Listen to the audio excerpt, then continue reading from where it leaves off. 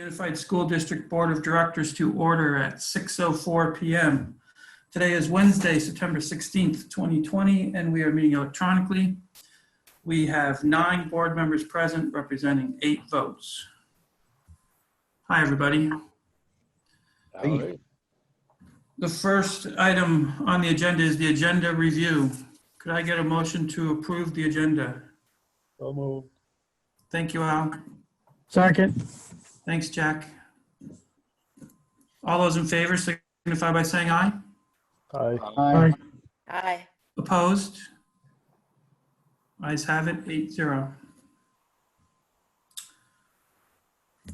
Please join me for the Pledge of Allegiance. I pledge allegiance to the flag of the United States of America and to the republic for which it stands, one nation, under God, indivisible, with liberty and justice for all. Yeah.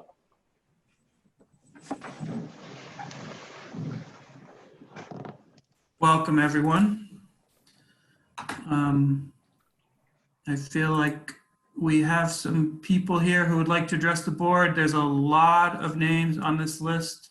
So if everybody could hold their comments to 2 or 3 minutes, that would be appreciated. And we'll start with Kate LaRose. Good evening, Kate LaRose in St. Albans City. Over the past several meetings, you've heard the following about SROs in schools: that leading human rights, educational leadership, and coalitions of national, state, and local organizations are saying schools are no place for police presence. That national, statewide, and regional data say without question that police presence in schools cause harm to children, especially those from marginalized demographics. You've heard what harm looks like for students in our district through news stories and first-person accounts. And you've heard how, if funding were reallocated to programming that is actually evidence-based, positive outcomes will result for our students. And you've also already heard, and will continue to hear, the following from some members of the public, perhaps from this evening as well: that the world is a scary place and that SROs prevent mass shootings, that police are needed to train students how to interact properly with the police, that the only students who have issues with SROs are those who weren't properly raised by their parents to show respect to authority figures. The former points are all based in evidence and data. The latter points are not. They are merely public opinion. And here's the thing about public opinion: it is most often dead wrong. If elected officials had relied on public opinion instead of moral imperatives and data, we would still have slavery and lynching laws. If those deciding had only considered public opinion, women wouldn't have the right to vote. Schools would not be integrated, and there would not be inclusion or mainstreaming in our schools for students in special education. So you see, at this particular juncture in history, your responsibility as a school board member is not to simply default to public opinion. Quite honestly, that's a coward's way out. When it comes to matters of equity and safety, particularly for students of color, those with disabilities, low incomes, and LGBTQ+ students, public opinion has never initially been on their side. Rather, it only happens over time by leaders who are willing to take a courageous and caring stand and do the right thing, because it's the right thing to do. I am asking each of you to do the courageous, caring, and right thing by our students and take police out of our schools. Thank you. Thank you, Kate. Kaki? Good evening. This is Kaki Hutchinson, St. Albans City. Last time I spoke to you at your board meeting, I did not know that there had been the incident that had happened at BFA, and I was totally appalled about what happened to a disabled person. Thrown to the ground in front of his peers, handcuffed, arrested. These are not the kinds of things that provide a safe learning environment. I hope that you are all appalled too. As a longtime director of guidance and counseling services at BFA, I had many experiences with students who are disengaged, students of color, students who are disabled, And they need, and every student needs special supports. The amount of money that the district is spending on SROs is also appalling. That money could be so much better used to support services, counseling, homeschool coordinators, so that every single student in every single school is very well known. That when something is going wrong, they can have someone to talk to and help them go through it. That would make a really safe educational atmosphere for all students. So I would implore you, please listen to the experts, listen to the people who know, and ask some of your students, some of the disengaged students, if they find having police officers in the school providing a safe atmosphere for them. Not the majority of the students, mind you, but the students who are more at risk, more disengaged, they're the students that we really need to be thinking about. So thank you very much for your time, and I hope that you'll put some really good thought into this issue. Thank you. Jennifer Williamson? My name is Dr. Jennifer Williamson, and I am a primary care physician, and my child is an SA tech. In medicine, improvement in patient care happens when we practice evidence-based medicine.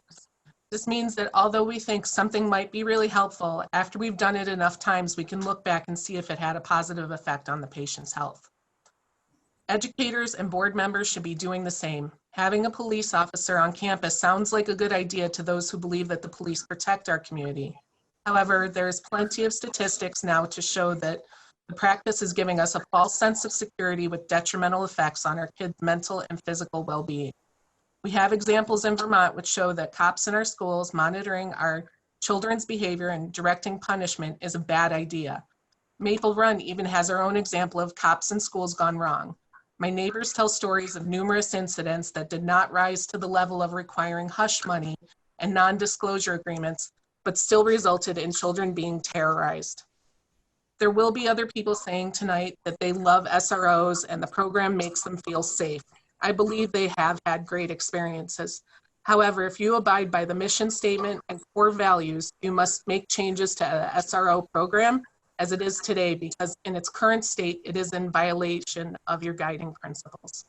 I call on board members to fight for our children and marginalized groups who need our greatest protection, to insist that previous instances of bad behavior of cops be brought to light so we can fully understand the depth of this rot, to stop covering up traumatic events instigated by poorly trained police officers in charge of our children, to insist that police officers not be involved in the monitoring of behavior or punishment of students, to listen to students and parents who are having negative experiences and make appropriate changes so that these events do not continue to happen, and to immediately remove police officers who terrorize children. Thank you. Thank you. Mary Pickner?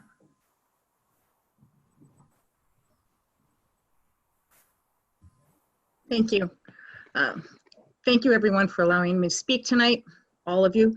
I'm here today to talk about also the school resource officers in schools. One of the things that I know is that there is very little evidence that school resources actually benefit relationships with the community and the students. Additionally, when we have school resource officers or law enforcement in our schools, it heightens the consequences of behavior. And part of growing up is being able to make mistakes and have positive restorative outcomes. I think our money would be much better spent if we invested in things like restorative practices. We didn't have any. We had a non-expulsion, non-suspension, and ideally a non-arrest problems that would be resolved through restorative practices. You have to remember that school resources officers are law enforcement. Their job is to arrest and detain. When we put those folks in our schools, we don't have room for things like social work. What we do know is that every single case of school shootings has been perpetrated by someone who's had a mental health issue that had not been resolved in childhood. It would be a much better use of our money if we would spend our money on qualified and clinical social workers who can make a difference in the lives of our children and their families. It is naive to think that school resources officers are a benefit. There are many families who will not come forward, who will tell you that they have been terrorized and traumatized and financially wiped out because of the naive and irresponsible and lack of professionalism created by school resource officers. I was also informed last year that it is common practice that school resource officers share confidential and private and even sealed information that comes through the courts with members of the school community, and then do not mean school administration, such as the principal or the guidance counselor, which could really make a difference, really people who are generally in the public. That for me is alarming. It is a breach of someone's confidentiality, and then it creates problems in more than one area of children's lives. What we don't want to do is further traumatize our children. Our children who misbehave should have the opportunity to repair that. And those who misbehave, we also have children who are traumatized, who have trauma responses, which can also be violent. But those responses can also be mitigated through safe, restorative, and open-hearted practices. What I want to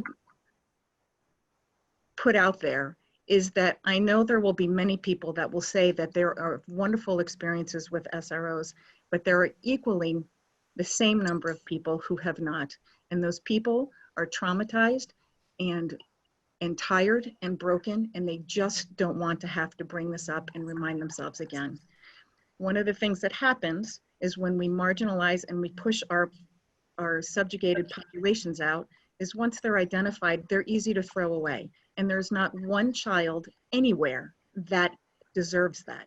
And to invest in our children through supportive services and creating a change in the culture and the norms and the attitudes of our students, of our faculty, of our staff, and our community members is the only way that we can make change and heal our children.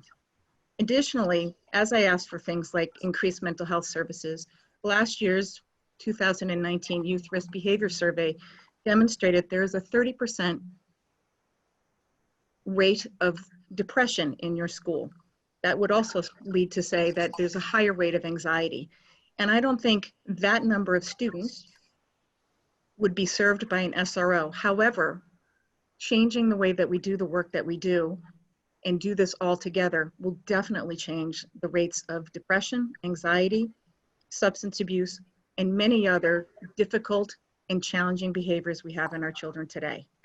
I want to thank you for your time, and I appreciate the time that you've taken with this issue. Thank you. Thank you, Mary. Lauren Dees Erickson. Hello, my name is Lauren Dees Erickson. I live in St. Albans City, and I appreciate having a moment to speak with all of you about the SRO issue. Since moving to St. Albans, I have seen a lot of kids that are in need, some that are products of abusive situations, and some that are products of poverty. Many, however, just need a little extra support and guidance. The issues facing these children can be dealt with through programs that make direct impacts on their lives.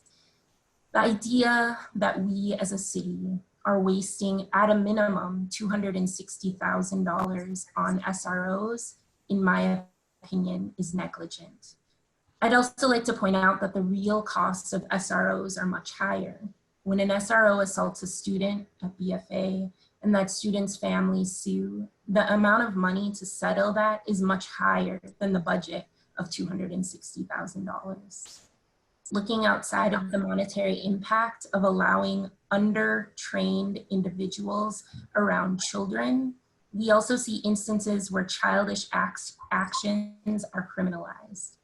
The assertion that because some of your children have had amazing experiences does not and will never discount very real, very public instances of harm that have been caused by having police in elementary and high school buildings.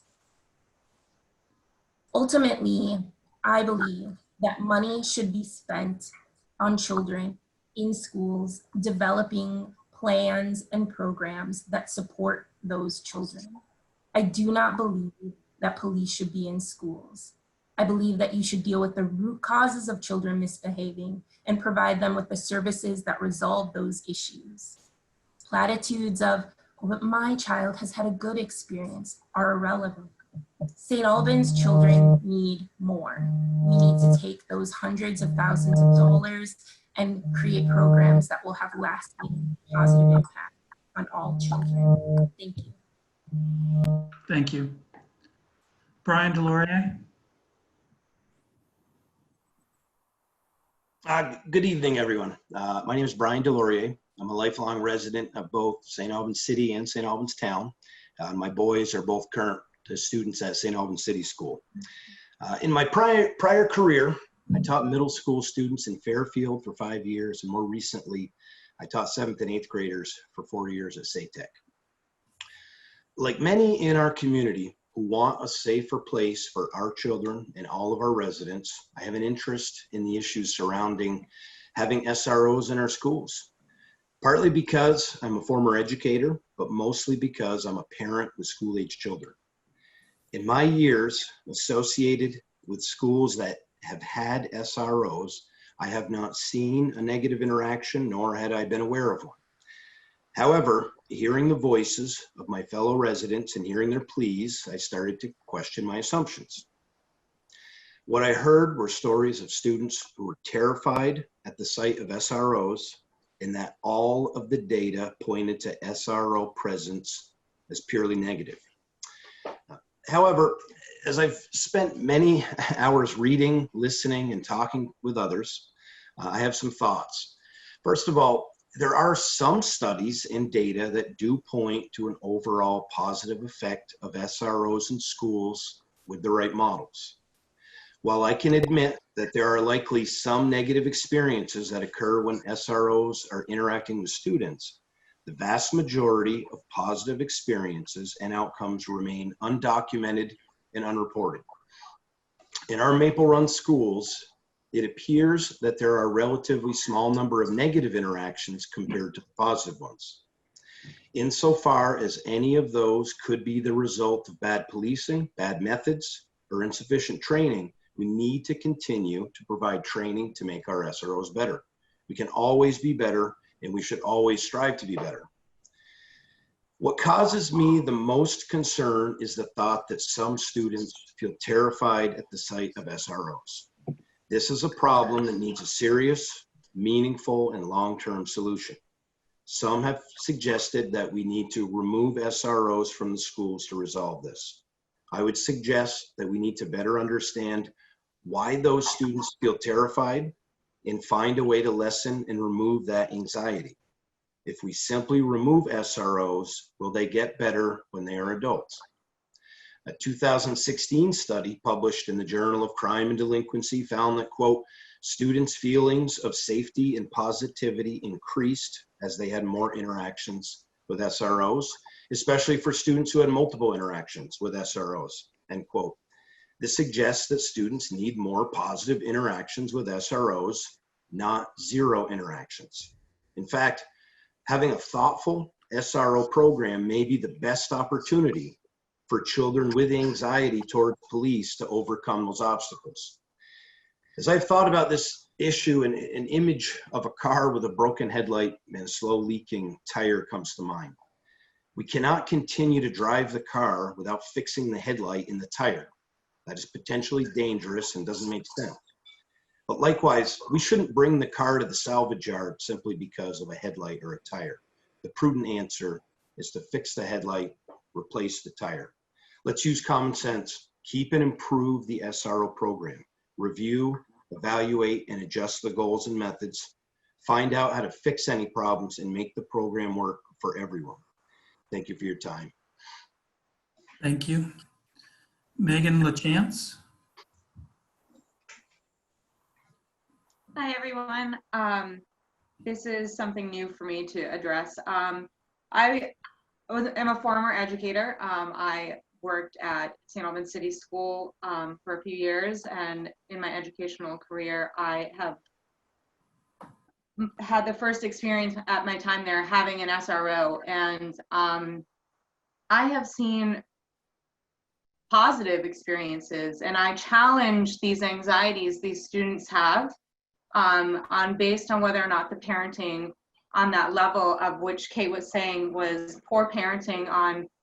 I challenge that to the fact that maybe the lack of knowledge or the lack of parenting experience within the household on whether or not they're having the parents saying SROs or police officers in general, law enforcement in general, are a negative impact, and if that's what's raising these anxieties within our children.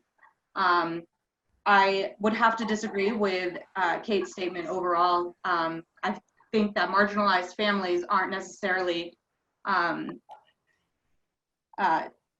poor parenting, it's probably lack of knowledge, and you're not going to only see higher behaviors in those marginalized children. So I'd like to just enunciate on that. As far as experiences and connections, I've personally witnessed an SRO within our schools. I've seen them make solid connections with 7th and 8th graders that exceed and move on outside of the school community. Basketball. I know this seems like something that is a repetitive argument, but for argument's sake, these connections are what's going to build our community. And we are looking for a more unified role of having our SROs in our school district, and we want what's best for our children. And to continue to limit the exposure of those positive circumstances of what could be, it is just limiting. And I'm sorry for my mal-prepared speech here. I think that moving forward, agreeing with Brian here, Brian Delorier stating that looking at the program itself, getting that training, getting that extra help and growing that program, exposing our children to positive effects of having an SRO within our school would only benefit as a whole and keep our children and our communities safe. Thank you. Thank you. Andy Stern. Hi, thank you for being here at the beginning of this school year and hearing all of us. My 4th grader has attended Sachs since kindergarten. And to me, one of the amazing aspects of his school experience has been a racially diverse classroom. What amazes me is that I didn't expect diversity in his classroom, but I do see it as a fundamental part of my son's education and life. So on day 1 of kindergarten, I memorized the racial profile of the 15-kid classroom with my heart brimming over. The classroom housed an Asian American student, a Mexican American student, 2 kids with 1 white and 1 black parent, 1 kid with an all-black family, a student who used a leg brace and wheelchair, some middle-class white kids, and some poorer white kids. Some families were younger, some were older. And I'm encouraged by the racial diversity in our community because diversity is one of the ingredients for a vibrant, equitable future for St. Albans and our region. With this in mind, I talked to people about restructuring our local systems, which have been non-inclusive until recent history, to include and invite racially diverse participation and leadership. And I hear something repeated that causes me to feel conflicted. What I hear is, well, there aren't really any people of color in St. Albans. And I hear it over and over. And with my son's school experience in mind, I needed to ask him what he makes of this observation, this omission of people. And so I asked him, what do you think, Finn, when people say there aren't any people of color in St. Albans? He thought a minute. I could see the gears grinding. And he said, well, Obi-Wan Kenobi says, and I said, who? And he said, Obi-Wan says that everything is a matter of perspective. The right answer, the answer depends on how you look at it. So when I looked at a police officer being at the elementary school last year for the first time, in my white body for my white son, it didn't cause a huge ripple to pass through my body. Although there's certainly a formidable presence to a police officer that I respond to.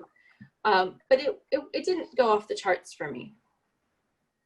But as I listen and as I read and as I hear, people of color, the very people of color I'm so glad that exist inside of my son's learning environment, are less safe with this police officer at school, statistically speaking, because of bias. This is just a systemic problem.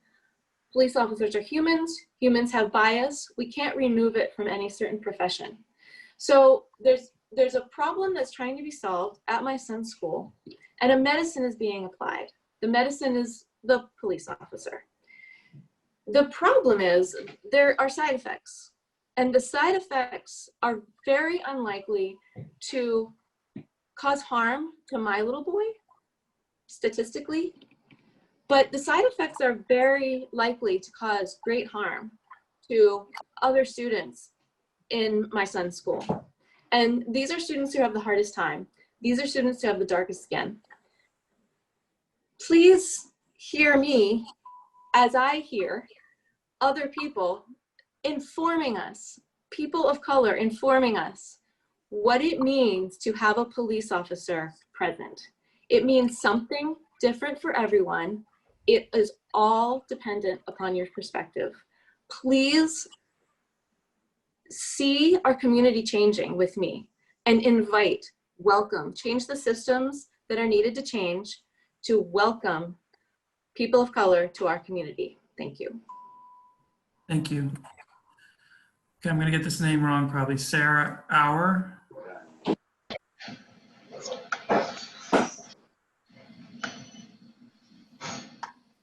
Hi, my name is Sarah Auer. I'm a citizen of St. Albans City, and I'm here to just voice the fact that I believe SROs should be removed from our schools, and the money that is being used for SROs should be reallocated and devoted to other staff. Speaking from my personal experience, when I say that in the time that my daughter has been attending school at St. Albans City School, she's had many, many positive interactions with staff. Staff members like nurses and teachers and counselors and coaches. They have all helped in her development and in her education. And these are just to name a few of the people in our schools that have given my daughter a positive experience. Never once has she come home expressing a positive interaction with an SRO. She's excited to share all of her interactions with the adults at school, but not with an SRO.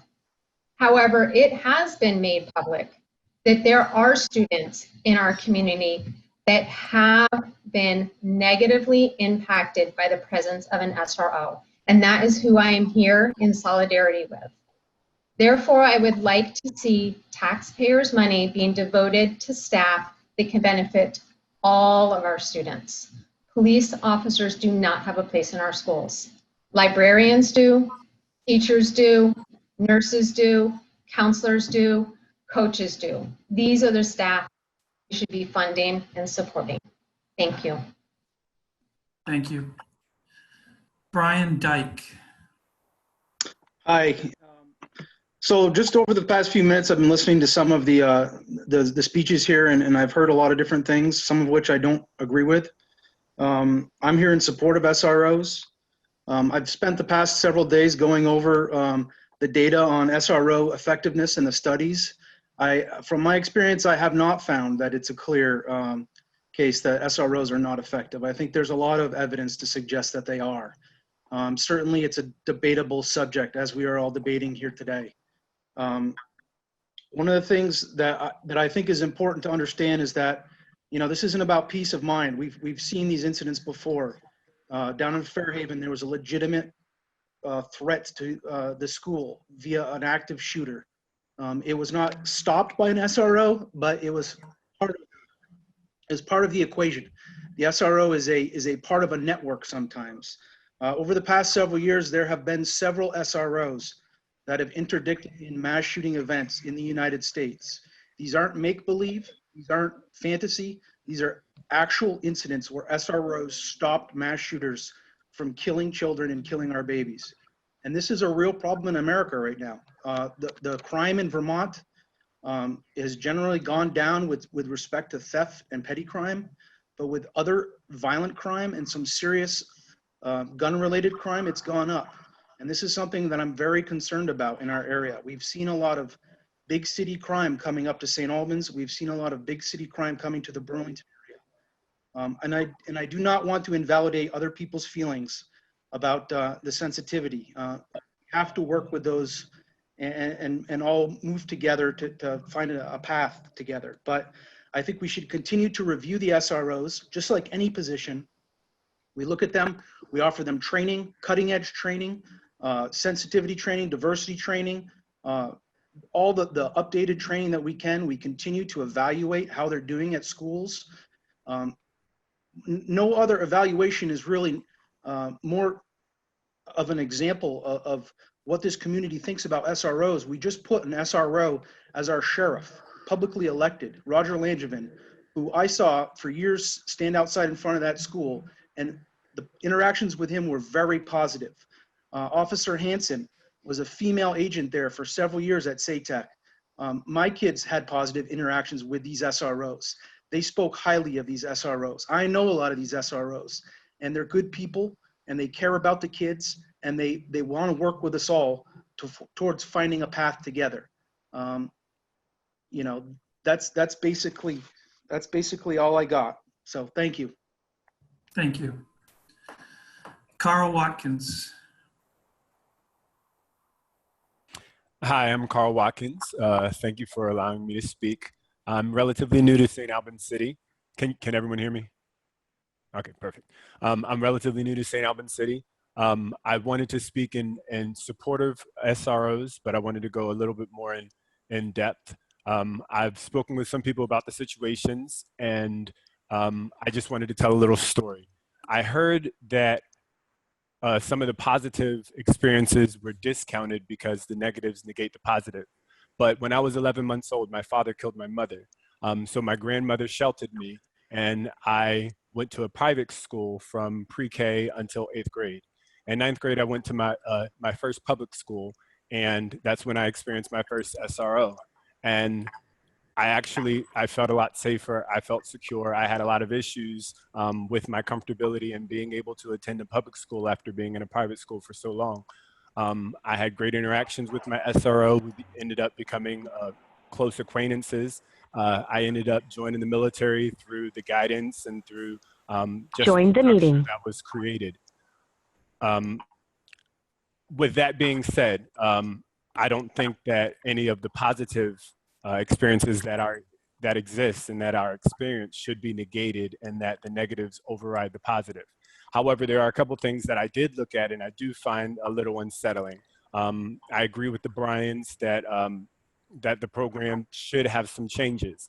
The fact that it costs as much as it does is a little unnerving for me. We didn't have our SRO in the school 24/7. He came and he went. I don't know his time schedule because I was a child myself. But there's definitely a lot of changes that could have. I don't like hearing that kids are terrified of seeing an SRO in the school, but there's a lot of other issues that I think are behind why someone would be terrified at seeing a police officer. I think those issues run deeper, and that we should try to address those issues at a deeper level as opposed to just removing them from the school. If you're terrified of a police officer, you're going to run into a police officer at multiple times in your life. Hopefully positive experiences, but sometimes you might need them. You shouldn't have a fear of them, and removing them so that you don't see them won't get rid of that fear. I definitely appreciate the service that they provide, and I wish I would have known a little bit more about the issues, because I'm just now hearing of all the issues that happened with SROs in the past. So that is something that we can get better with, making sure that parents understand that there have been issues with a certain program, and letting the parents know, even the new parents, that, hey, these have been issues and we're evaluating this. But overall, I say that Sorry, let me backtrack one more point. I have noticed that there's a larger drug problem here in the area than I've experienced before. And I think that plays a big part of why I would like an SRO to stay, because that's not something that I think should be around kids. And if we have somebody to stand as that barrier, I think that means a lot. But that being said, we should definitely listen to each other. I don't think it should be one solid get rid of them or one solid let's just keep things the way they are. There should be a change, and we should work together to find out what that change, if that means having a community board that kind of oversees the structure of the program and how the program changes in the future, then let's do that. But otherwise, that's all I had. Thank you for your time. Thank you. Ryer Erickson.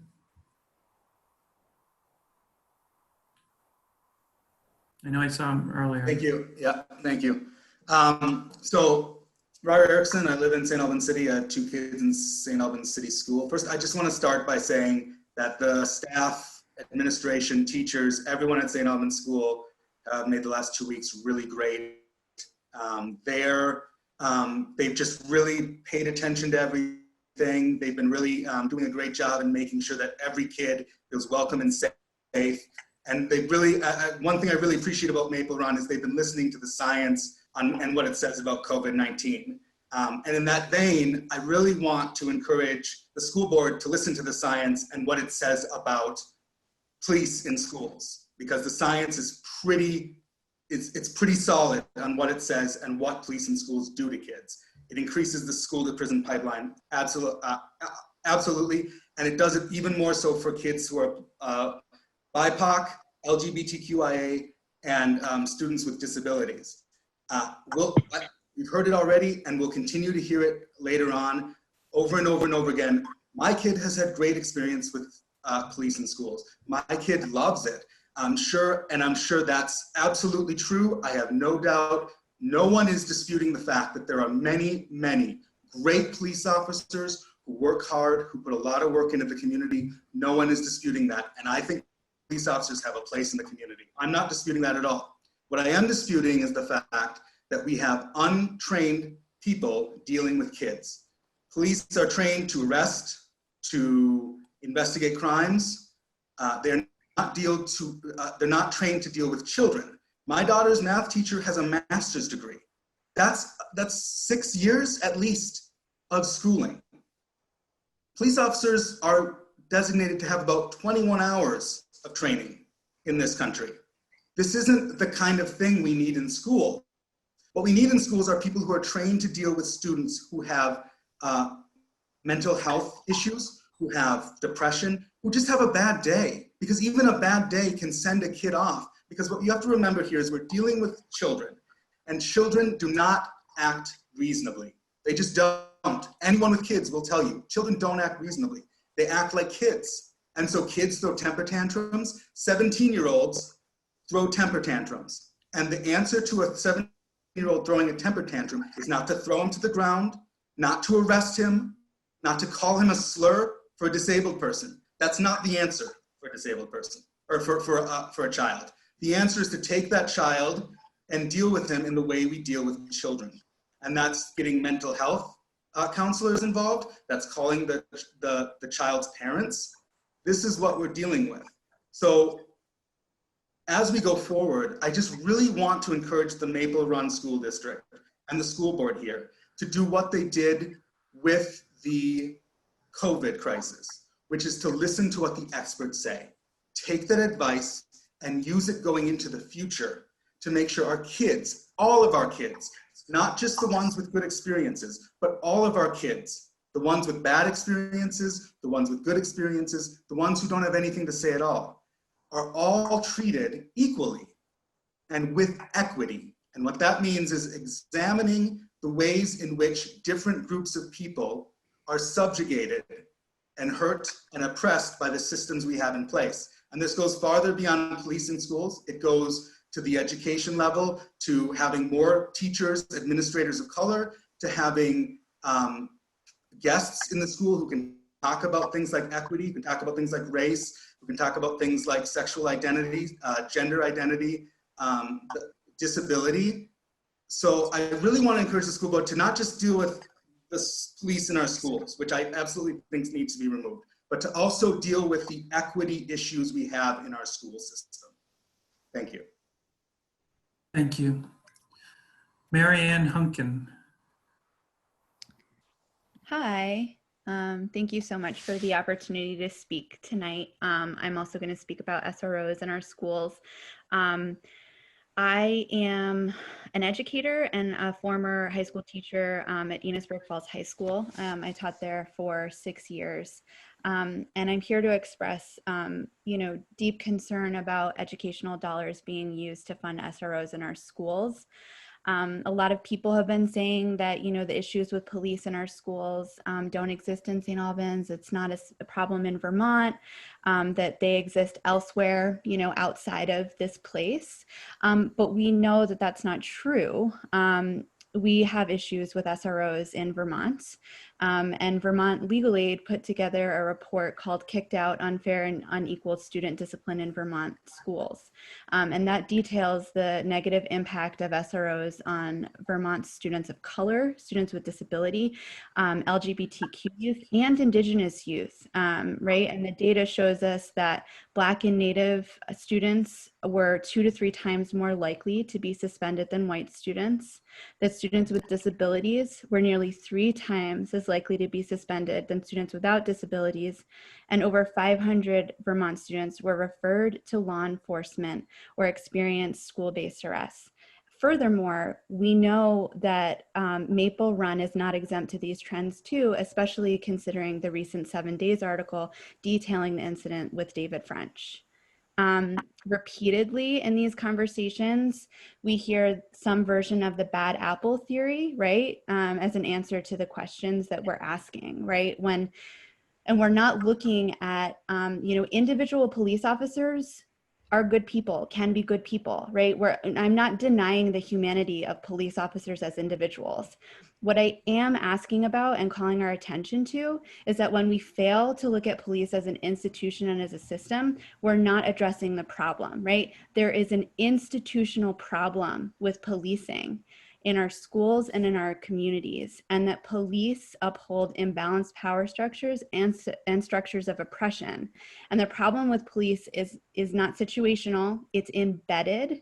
And so I'm calling on you to be critical about police as an institution, not the individual police officers who are lovely people, but as their position as an institution in our schools.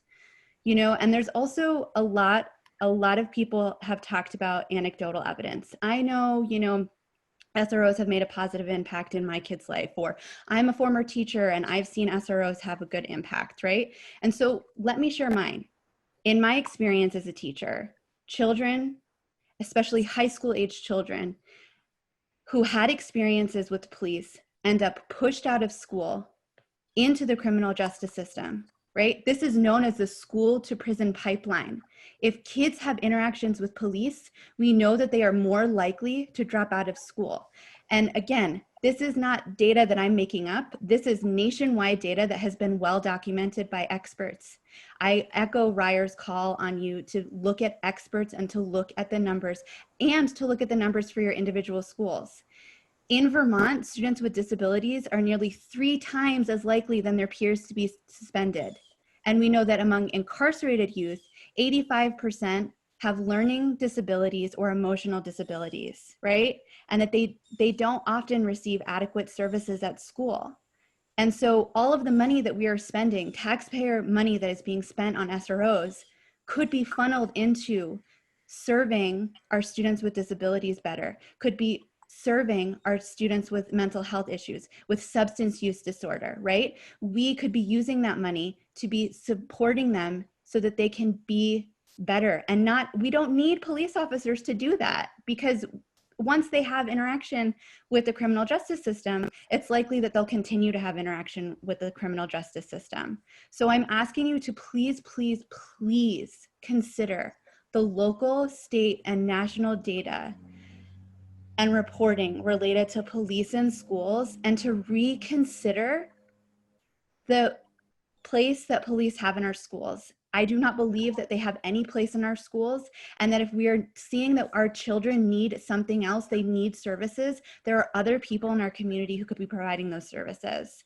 Thank you for your time and consideration. I really appreciate the hard work that all of you are doing to hear what we have to say and to make considerations based on the feedback that you're getting from the community. I know it's not easy. Thank you.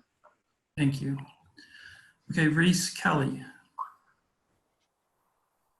Hi, everyone. I'm really appreciative that you have these open for public comment.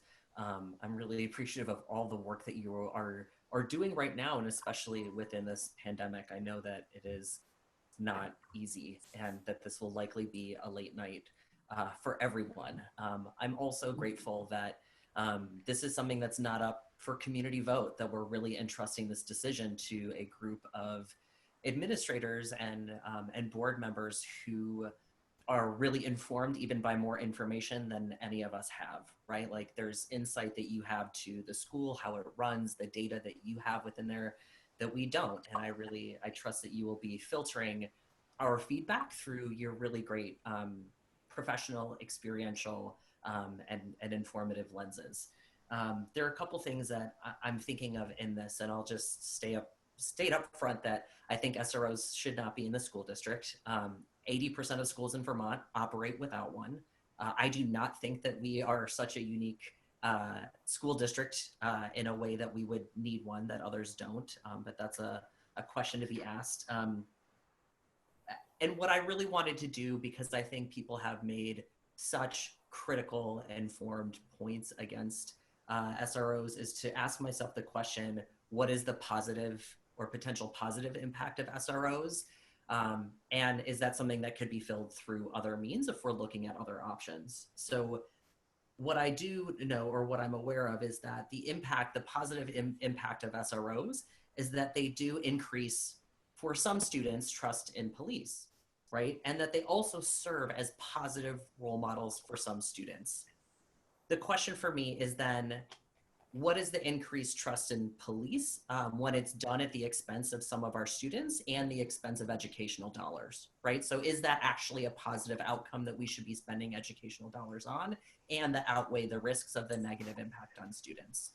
And then I think the other one that is mentioned by many people, and I truly believe and see, is that they serve as positive role models for some students.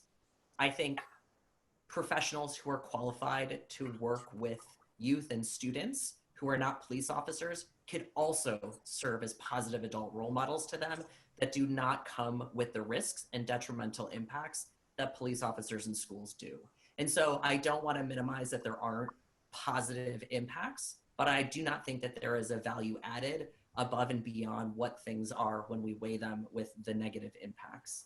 I also think, and this is, just going to come from me, but I really think that the question that we're asking ourselves here as a community is, are we valuing the perception of safety and the perception of value added of SROs that is coming from white, non-disabled students, right? Are we valuing their perception over the real negative impacts that's being reported by real students in our community and by national and state data for students of color, students with disabilities, and our LGBTQ students? I do think that this is an issue of race, of sexuality, and of ability, and that we are choosing SROs to value the perception of safety, the perception of value added for our white, non-disabled, straight students, and ignoring the detrimental effects of SROs on students of color, on students with disabilities,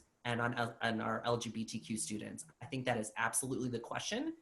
And I do think that your decision on whether or not you keep SROs is going to reflect your value and your opinions and your beliefs in regards to those communities within St. Albans. Thank you. Thank you. Steve Messier. Thank you, Jeff. My name is Steve Messier. My wife, Katie, and I live in St. Albans town with our 3 school-age children. I appreciate the board's willingness to provide so many of us this opportunity tonight on such an important topic. Given the volume of participants, I will kind of cut right to the chase and get to my points and try to be brief. I'm speaking tonight not just as a parent of 3 young children, but also as an educator who has worked closely with disaffected and troubled youth over the course of the last 17 years. I've worked hand in hand with law enforcement officers within a school setting, and I can speak in detail about the value that they provide. Over these last few months, our country and our community has faced an incredibly challenging set of circumstances. Our schools and our children have gone through difficulties that none of us could certainly have imagined at this time last year. Contrary to some of what has been offered here by other community members tonight, I believe that the idea of removing school resource officers in Maple Run would exacerbate some of these challenges in a way that will truly have dire consequences for both short and long term. In a very broad sense, I think that much of what has been stated here in opposition to SROs is based on a completely inaccurate and uninformed view of what the day-to-day interactions and responsibilities of an SRO consist of. It is steeped in a deep and oftentimes incoherent disdain for law enforcement on the whole, and disrespects the brave and selfless acts of police officers who, as some people here seem to have strangely forgotten, are also members of our community. I refuse to accept the narrative that policing as a system is broken. These officers are our neighbors, they are our friends, and they have members of their own families in our schools every day. To think that these folks have anything but the safety, respect, and education of our own children at the core of their mission is an absurd argument that is completely detached from reality. These officers care about our community because they are our community. The vocal minority that has expressed their opposition to school resource officers or police officers in general during these last few months do not represent the will, desire, or intention of the greater St. Albans community. I sincerely hope that we do not allow this negative perspective to be accepted as the reality of what is actually taking place in our schools on an overwhelmingly large percentage of the time. The interactions that our SROs have with faculty and our students each and every day make our schools a better place. They build bridges in a way that traditional community-focused policing efforts were designed to do, and that which I hope we can return to as a society. They put not just a face to law enforcement, but more importantly, foster a relationship with those that they protect and serve. The work that our school resource officers do cannot always be measured. When studies and research are presented, and perhaps even some of what has been referenced here this evening, it truly lacks the depth and awareness of how to view these complex issues in ways that can't be quantified. We cannot measure the quality of the relationships that officers have with students and staff.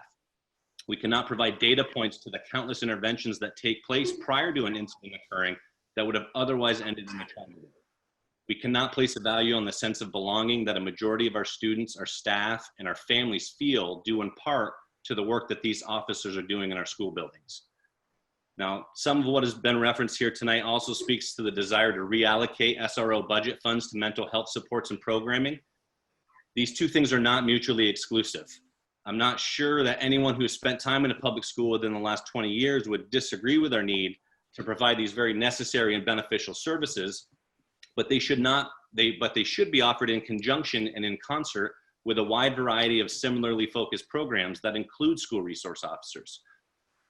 Restorative justice opportunities, social emotional learning initiatives, suicide prevention programming, and school resource officers should all be a part of the fabric of a 21st century school. Now, lastly, I'd just like to bring to light many of the life-saving actions that SROs provide.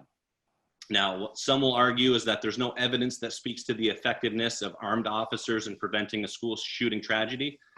But the sad reality is that we'll never truly know or be able to quantify the number of lives that have been saved each year due to SRO's early intervention in matters of targeted acts of violence, domestic and child abuse situations, and suicide.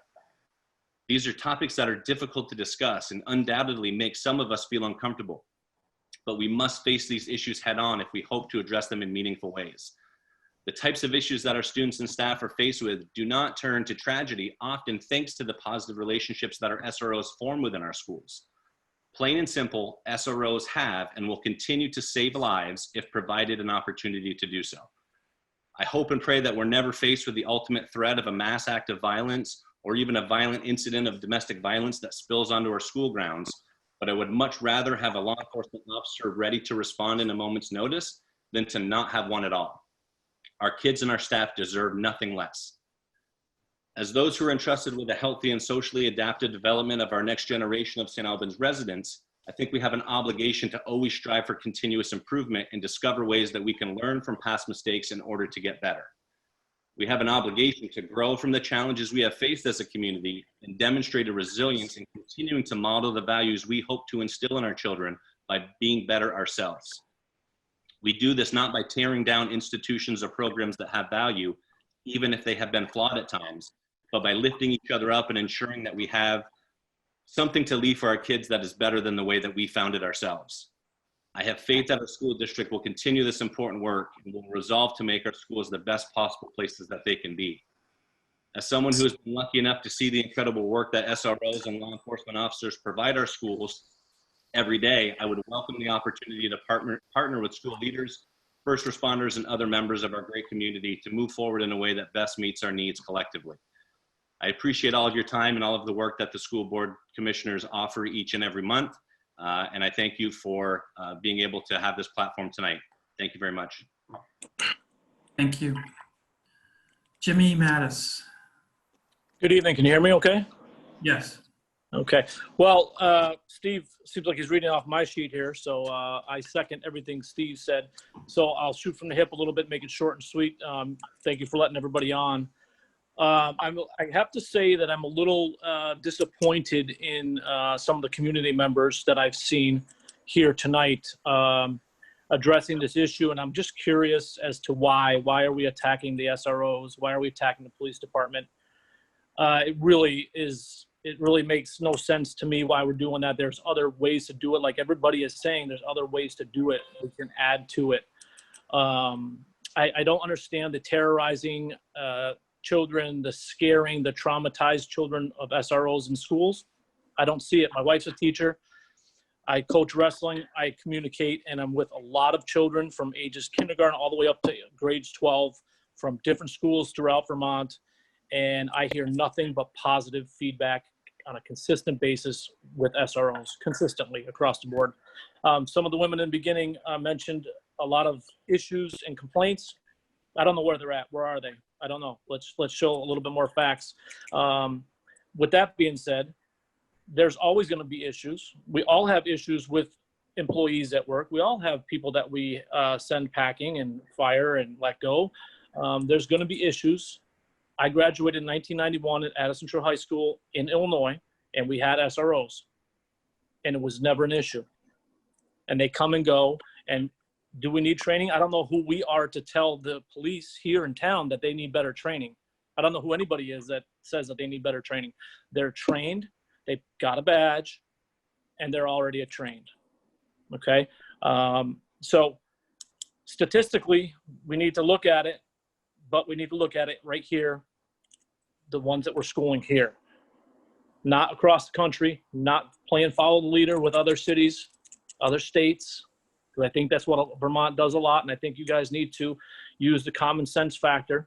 Keep this program, cut it short. Let's keep this program going and maybe add to it within the school system and keep these SROs there. And as Steve said it best, our kids and staff deserve nothing less. Nothing less. My daughter and my son have gone to SATEC, and now one's in Essex High School, and they have nothing but good things to say, as well as their friends. All my wrestling students for the past 9 years have grown up through the systems and love every minute of it. And I never heard anything negative. And I talked to a lot of kids, a lot of interactions. And my wife is a school teacher here in the district too. So closing, stay with it. Common sense, keep it. Thank you for your time. Thank you. Leo Chaplin. Can you hear me? All right. So my name is Leo Chaplin. Me and my wife live in St. Albans. We have 5 kids, 4 of which go to SATEC. And I just want to use an example of my child because I keep hearing people saying that kids with disabilities are fearful of these SROs. We have a child in 8th grade who's diagnosed with autism, and without the SRO, I don't think he could go to school. And what I mean by that is that he's so scared of mass shootings because of the last couple of years of what there has been, that the only thing that keeps him level-headed enough to go to school is that, to the point where before he goes to school, last year And the year before that, it was nothing but tears and emotions because he was scared of that. And this is a child with disability who looked to the SROs for some sort of stability and safety while going to school. So while I'm not trying to invalidate what some of these people are saying, what I'm trying to understand is how the smaller amount of people who have negative perceptions of these SROs, how do we decide that their perception of them is what we need to go by, and we don't need to go by anyone else's families? And it's not okay to discredit our positive interactions with these SROs because someone had a negative one. And to put that in perspective, let's do it on like a child-to-child basis.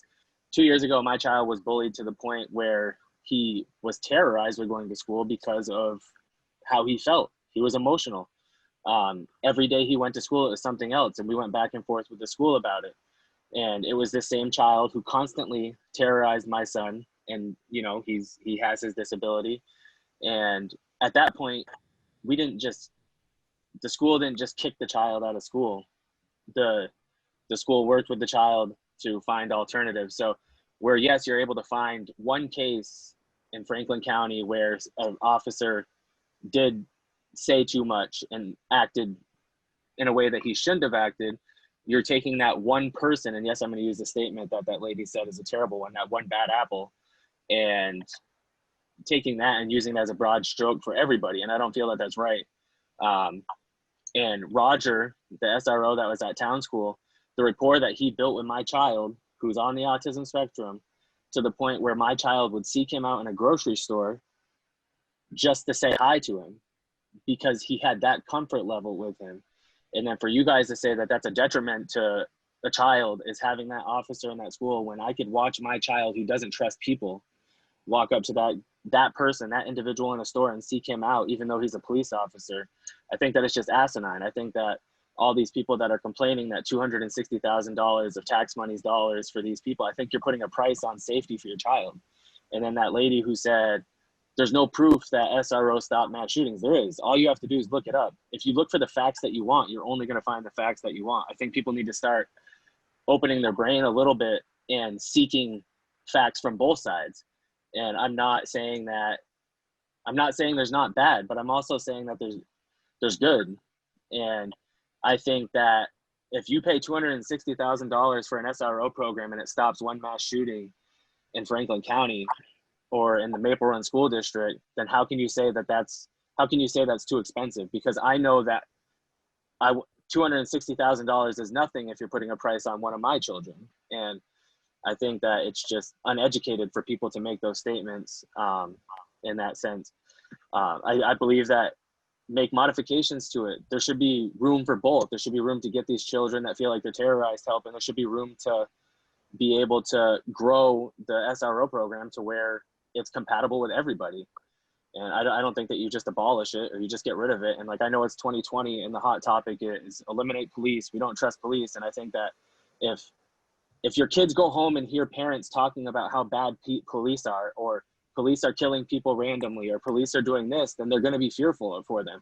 If your child goes home at night and he's watching the news where a cop killed somebody and they say, every cop kills this person that's this color or this, and then they go to school and see a cop, yeah, it's going to be terrorizing. But if it's taught at home, you can't put that at the fault of the police department.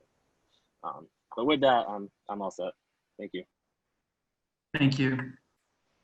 Zach Scheffler. Wow. I just simply wanted to drop in and first thank all of you for your time and your effort and your willingness to meet on this and hear our voices. I think that's really important. I live in St. Albans City, and I simply want to say that you've been presented with a variety of opinions tonight. I would say that one side has clear data, state and local data, that show that real harm has been done to students with disabilities, to students of color, and that perceptions of the police are problematic when leveraged over the safety of our kids and the well-being of our kids. I really think that we're discussing a budget issue, and it's easy to think about this in terms of dollars and cents. But I really just want to stress and impart to you that this is not just a budget. This is a moral issue here. We can choose between our students or the police. We can choose between the perceptions of some students over others, and we can choose to leverage positive experiences over the real pain that has been caused. But I don't think that you want to do that. I think you want to do what's in the best interest of children, and that involves using money wisely, using public money wisely to get resources to students that need it, so that in a preventative way and a reactionary way, we can provide support for students who are in danger of becoming disengaged or acting out violently in a way that doesn't put them on a path to prison, problems later in life, and simply repeating the cycle of abuse that we all see. I think we can make that decision here, but I know that you're going to consult with intelligent people, experts, to fully explore this and make your decision. I will be watching that decision, and I know that others will too. But above everything else, I just want to appreciate you all taking the time to listen and to hear us. Have a good night, and thanks again. Thank you. Liz Gamache. Good evening, and thank you for creating the time and the space for this important community conversation. This is indeed democracy in action. I come to this conversation as a community member, and I also am a parent of 2 students who went K through 12 through Maple Run. In addition to that, over the last 20 years, as I've lived in St. Albans, I have had the experience of being the founding director of the St. Albans Restorative Justice Center. And from that, I also led to an experience where I was a city hall administrator, as city manager, and responsible for oversight of city public safety functions, including policing. When I initially became involved in St. Albans with these issues, it was at a time where we were seeing dramatic increases in crime rates that were concerning to us. And I believe that it is important to find space for both restorative justice within the community and important roles for police as well. This evening, when I come to this conversation, I want to share with you that I've really been working hard to listen hard, and I'm learning a lot as I hear different perspectives. I appreciate the recent dialogue and discussion about the SRO concerns. And it has caused me to see the perspective of other community members who do not share the generally positive experience that I have had with SROs. I appreciate learning more and hearing more from people with different lived experiences. Recent news events that have come out about the treatment of one particular student by an SRO is an example of something that leads me to feel very concerned about the program, and that it is time for reflection. So as I see it, there are a few different options to consider. One, continue the SRO program as it is, and I am not in favor of that. 2, we could discontinue the SRO program altogether. 3, we can take an approach where we look at our overall approach to student safety, teacher safety, staff safety in our schools by re-examining the role and the relationship of SROs and the police to schools. To also look at the roles of restorative justice practitioners, mental health providers, and how they can have an impact within our district. I look at it as a portfolio approach. I'm not sure what the right ratios are yet within that portfolio, but I believe that there are many elements that will help lead us to greater safety within our schools. As a parent of students over the last several years, I've seen several things that concern me related to suicide, mental health issues of students, substance abuse disorder, students with disabilities. And increasingly, as I hear from more members of the community, I'm also getting a clearer understanding of some of the justice issues that are faced by our students that are BIPOC, LGBTQ, or have disabilities. So I'm asking you as a board to explore what I mentioned as option number 3, and also explore that against option number 2, the discontinuance of the program. If school safety is our top priority, how can we allocate taxpayer dollars to ensure strong outcomes by taking an open-minded approach that considers evidence, that includes data and anecdotal experiences from the voices that represent the diversity of the student body, families, teachers, and community members at large? I ask you to consider how school safety policies and practices contribute to the overall public safety of our community at large. And this must include the experience of minority community members and groups that have been marginalized. I'm asking you to please ensure that these voices are heard and to work to understand how systemic racism and bias are unfairly contributing to negative consequences within our community. I hope this won't be a siloed conversation between education administrators and our elected school board reps. And I say this because I think the best results may come from a coordinated conversation with your municipal counterparts, members of select board city councils and municipal administrators. And I pose a question to you. Are we shifting education dollars to bolster a municipal police budget? If the answer is yes, let's be clear about it. It may or may not be okay, but let's determine if this approach leads to greater public safety in our community, or let's explore if funds could be used differently. As I watch the conversations about SROs unfold at meetings and on social media, I've been a bit concerned about a knee-jerk defensive reaction that doesn't allow time or space to consider the different options.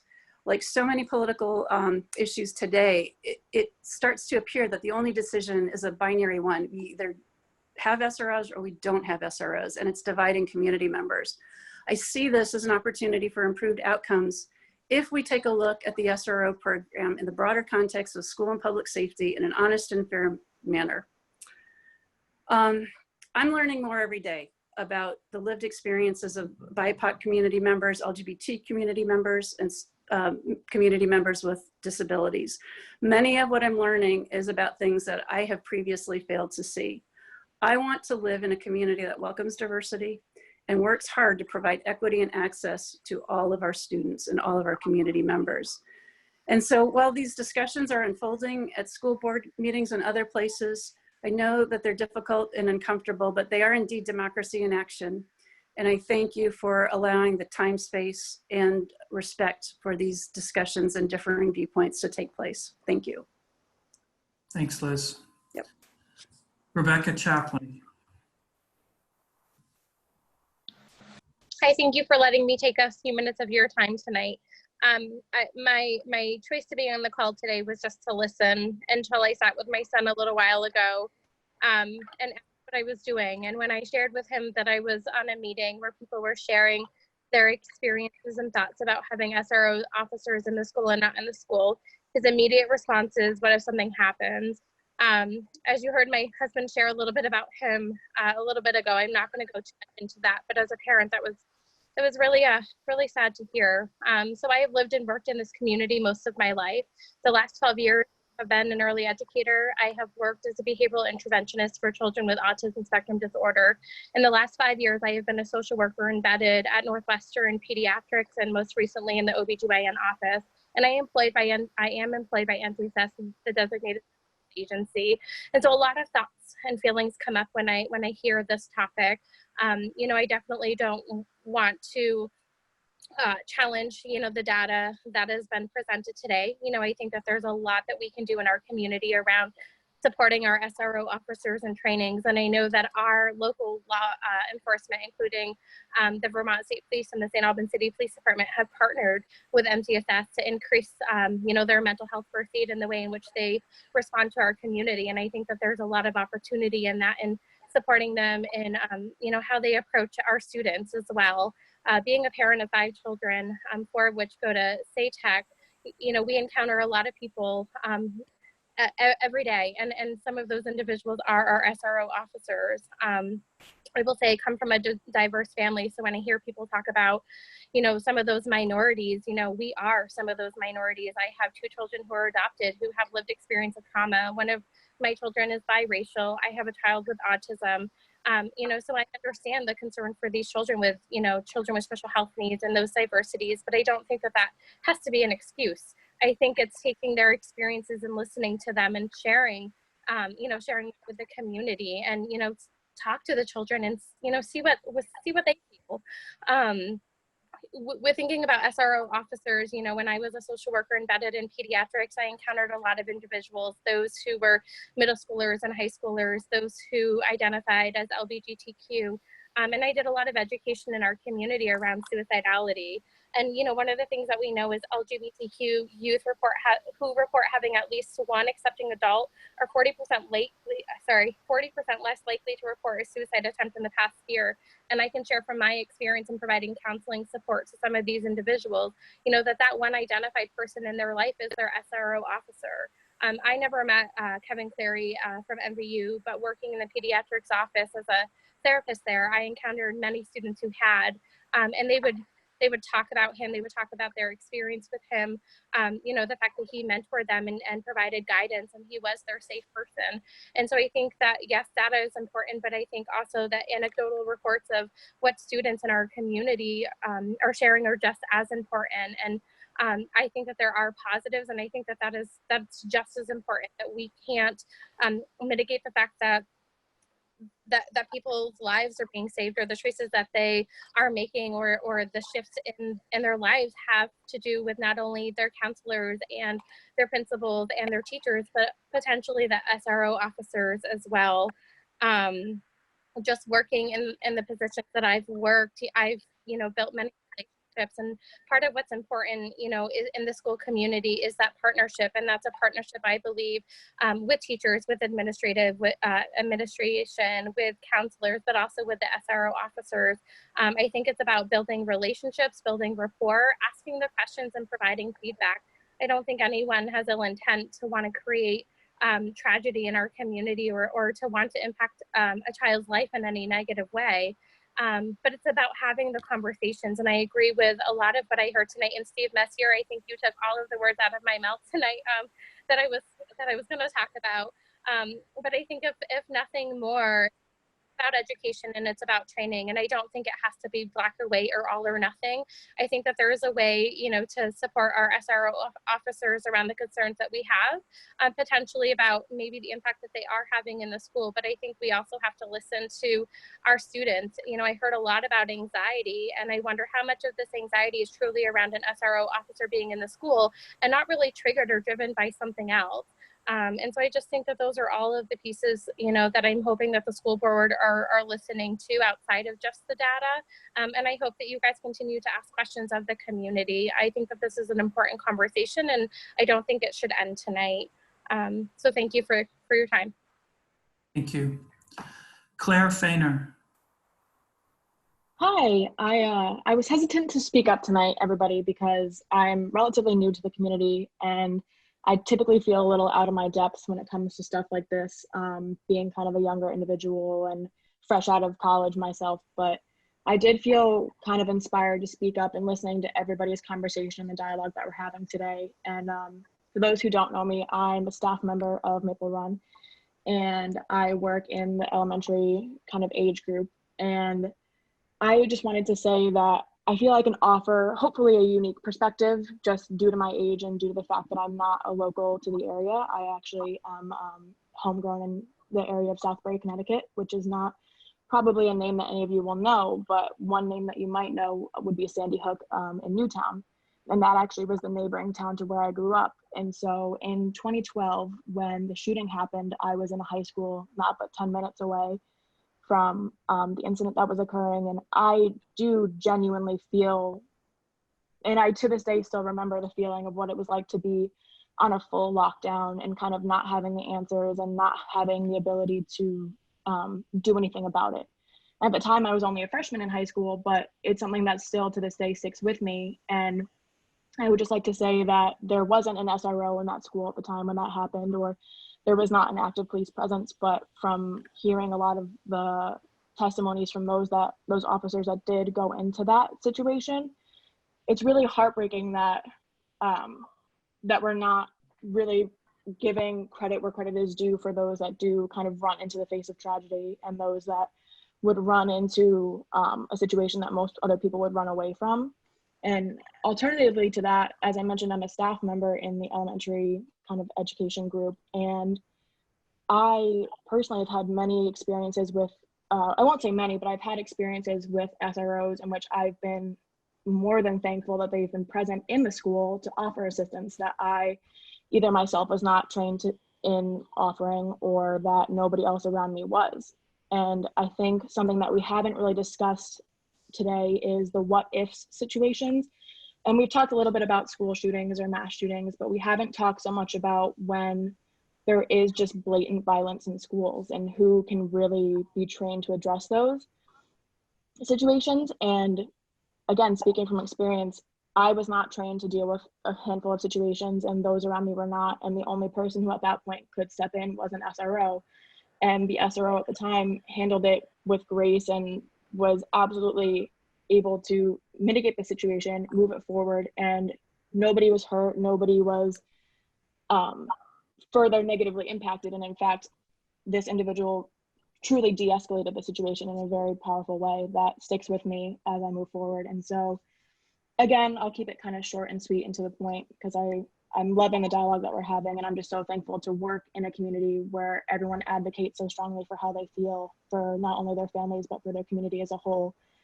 But I did just want to add my little 2 cents in a situation where I felt I could. So I think we should be addressing the issue of how staff members feel about this too. And we're touching on a little bit as staff members speak up in this situation, but I did like the idea of what Sarah mentioned, how it's not really a black or white issue when it shouldn't be. It's a very, very gray issue. And it's one that not only needs to be studied more, and it's, again, great that we're having a dialogue, but that anecdotal evidence is really important for negative or for positive, for better or for worse. So anyway, sorry about my jumbled thoughts, but thank you all. Thank you. Brendan Diso. Hello, everybody. I want to just get right to the point. I graduated from BFA in 2015. I spent kindergarten through 3rd grade at city school. That portion of my life was a pretty rough upbringing. Then with the help of the Department of Children and Families, I was able to move in with my grandparents and have a pretty privileged upbringing for the rest of my life and childhood.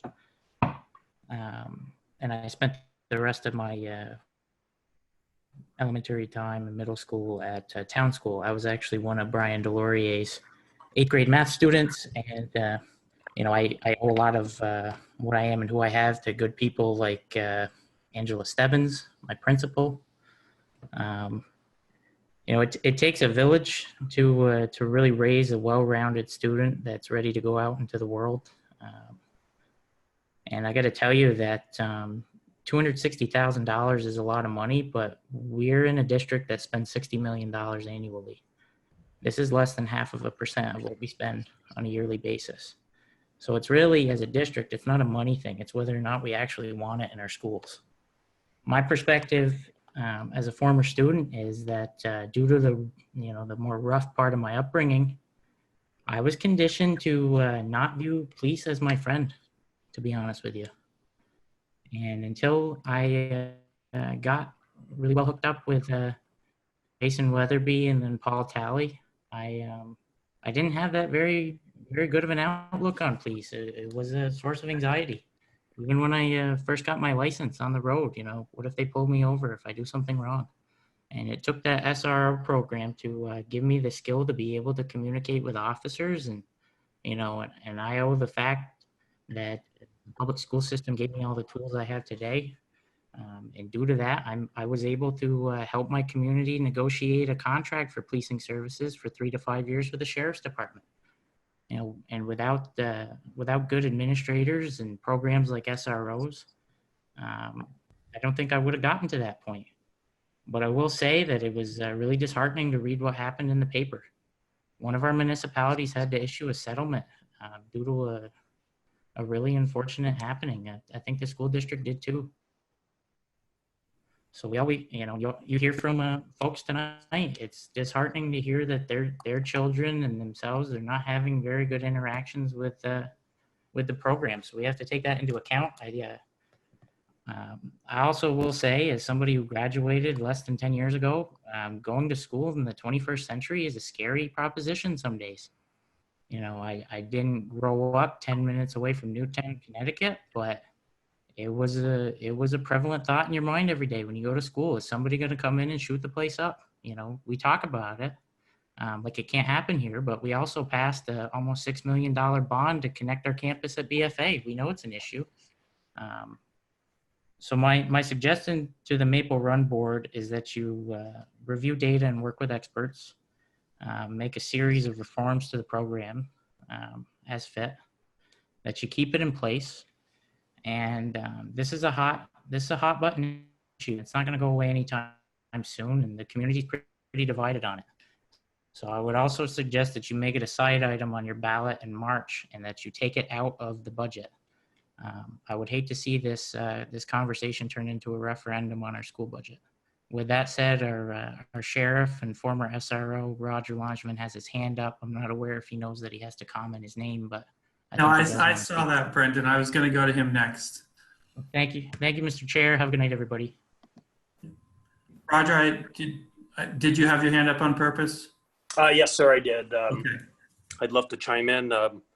You know, I'm going to echo a lot of what Steve Messier had said and some of the others. I had the privilege of being an SRO at SATEC for 4 years. And I was also an SRO at Mount Mansfield Union High School for 3 years, assigned there when I was with the Vermont State Police. I often refer to the program as the best job that I had in law enforcement. And it's because it is a preventative program. You create a lot of relationships. You seek out as a SRO those individuals who are most at risk, and you work hard to build that relationship with them. You get them, you find out what their hurdles are, what their stresses are in life, and you help them work through that. There's nothing more rewarding than that. Hearing some of the comments of individuals who say that the police are scary, the police are, detract from the school, I find that like very demeaning to the program. The program is such a great program, being preventative. I can't imagine a school today without it. If an officer is really involved and is compassionate about the program, they'll lay their life down for anyone who needs it there. There's no question. And our SROs they go to the basic SRO school, they go to the advanced SRO school. We have sent them to the LEAD, which is Law Enforcement Against Drugs, and they teach in classes. They are involved, and I know that they share my belief in this program. It's a wonderful program. I've gotten calls. I've been out of SATEC for a year and a half. I've gotten calls this month actually to speak to a couple of kids whose parents said, "Hey, I'm having some issues with my 12 or 13-year-old. Would you come stop by and talk to them?" I've always made time for that. I never let a kid go by if I see them at Walmart or I see them at a grocery store without saying hi to them. I mean, I often don't even see the parents. I just see the little kid because it means as much to me, their former SRO, as it does to them, to have a police officer acknowledge them. I was fortunate to work at SATEC. Angela and Jason were just very supportive. It was a collaboration, a true collaboration. So much so that when I got out in the summertime, I created a free ice cream card that mimicked the PBIS program that SATEC was doing. I saw the benefit of it. I saw how kids were involved and engaged with it. And this was a way that I saw that I could get the St. Albans Police Department engaged in getting out of their cruisers, talking with young kids. If they're doing something nice, if they're mowing the lawn at their parents' house, if they're crossing in the crosswalk, if they're wearing a helmet when they're riding their bikes, get out, talk to that juvenile, give them a coffee, an ice cream card, and tell them everything they're doing right. You know, we often just deal with kids when they're doing something wrong, but the program is so proactive if it's done correctly. You know, we all make mistakes, you know, but down the road, if kids speak about me and say, hey, in my high school or my grade school, I had an SRO. I don't care if they know my name or not. I just want them to know that I was there for them. I listened to them, and we've helped families, and we really have. I know because I still get calls from families today. So the program is well worth what it's being paid. And I'll end this with one story that I got recently. Last summer, I got a call from St. Albans Police Department asking if I would assist them with an incident. An individual had barricaded himself in his house. He was being very destructive. He was 17 years old. Mom had left the house because of his destructive behavior. And he told St. Albans PD, I want to talk to Officer Roger, the sheriff. When I went up there, within minutes, I was in the house. I walked the individual out. There was no other incident with that. And that was all stemming from creating a relationship with the individual when I was their SRO. Those things they're going to last a lifetime, and it benefits us, the police department. It benefits the school. It benefits the community at large. St. Albans police officers, when I was the SRO, would say, geez, you know, I see these kids on the side of the road when they see the black and white car go by. They're all waving and they're looking, and it's like, oh, you're not Officer Roger. But they're seeing that positive interaction, and that's what it's all about. Police aren't scary and should not be looked at as being scary. You know, and if that's the case, you need to approach your SRO and figure out a way in which to have that SRO overcome those issues. Again, it's a collaboration with the community, with the school, and with the police department. And getting the right person at that position will pay huge dividends down the road. Thank you. Thank you. Okay, we are at the end of the list. And so I would like to thank everybody for their comments. It's very valuable. But I believe we are going to move on now. So the next item is item 5, the consent agenda. We have the approval of the minutes of September 2nd, and we have one grant, I believe. If nobody has anything that they want to remove for discussion or questions, the consent agenda will be adopted. Are there any objections? All right, seeing. Joe? Nope. Okay, seeing none, the consent agenda is adopted. All right, now we're on to item 6A, the discussion about the school resource officers. The reason why I put this here is because over the last few meetings, I believe I've heard from board members that they are interested in learning more about how and why we use SROs in the district. So at the last meeting, I asked you to give me ideas about how you thought it best that we proceed with this discussion. And I received ideas from some of you. I think the idea that I got from Nilda was the best and probably the most comprehensive, and included the other 2 comments that I got as well. So I was hoping that we could get Nilda to describe her idea, and then we could see if that was the way we wanted to move forward, and we could flesh it out at future meetings. Sure. So in listening to everything, and I've been a school board member for such a long time, I've actually forgotten some of the history I used to know about this program. But one of the things that I thought would be beneficial is if the school board would consider establishing a study committee. I know that there are board members that I've talked to individually that support this concept, but I think what I'd like to do tonight is like float the idea of a study committee and have board members consider the appropriate stakeholders that should be on the committee, with a mission for the committee to come up with whatever. I mean, my thought would be to come up with a recommendation, knowing full well that the board is making the final decision. But things that have to be thought about would be who are the key stakeholders that need to be on that committee, that the study committee would need to be well balanced, because I think tonight we heard more of the pro SRO discussion than we have at some of the other meetings that we had. So we know that that population is out there. The only hesitation I have about suggesting the study committee is I know that everybody is so busy, and I understand that with the COVID world, it would be like another commitment. But with Zoom, we can get a pretty good meeting process going.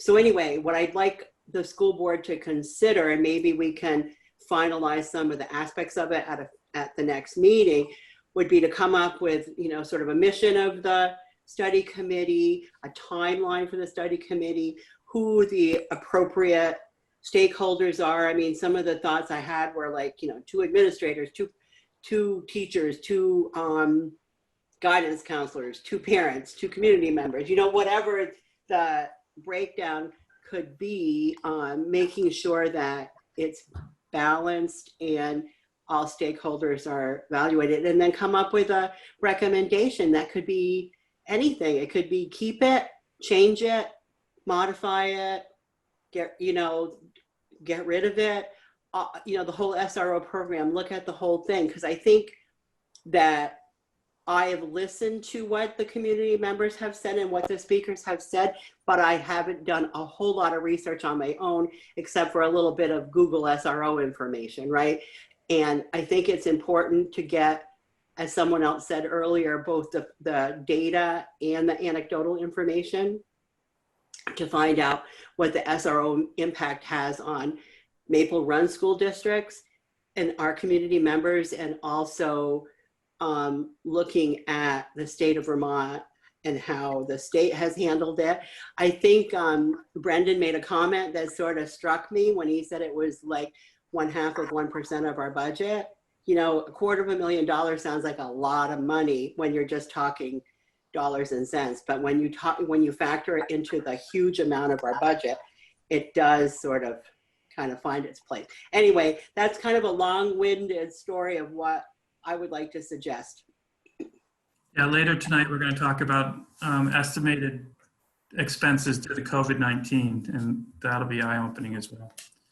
I think it's a good idea. I think, as several people mentioned tonight, this is, it's not something that can be done quickly. It takes time. It's going to take involving multiple stakeholders to see what we should do in the future.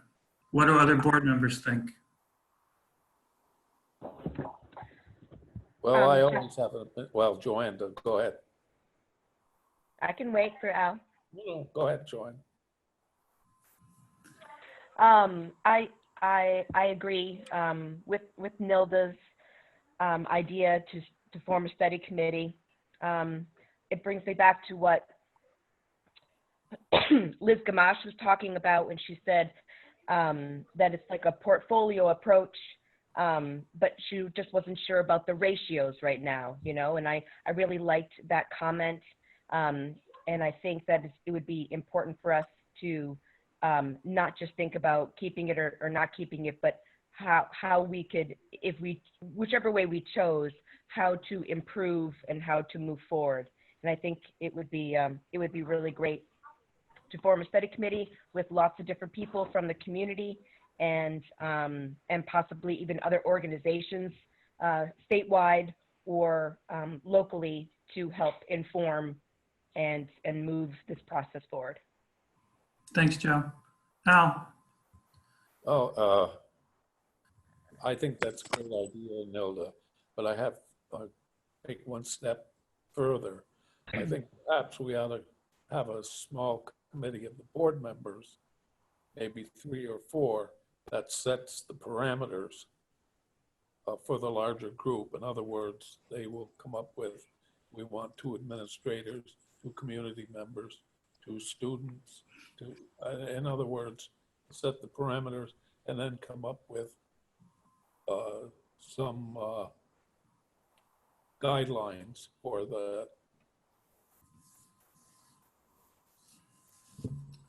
Any other board member comments? I've got a comment. Oh, sorry. Let's do Alicia, then Jack. So I agree with what Nilda is saying, and I like hearing what other board members are also recommending around Al's idea around in between this meeting and the next meeting. If we could have a group of a few board members who work with somebody from the district office to identify the timeline and what the goals are to present to the board as a whole, and then making a decision to move it forward. I think we need to make sure we have buy-in from appropriate people and we know exactly what we're asking for from the group, but I think that this is the next right step. Jack.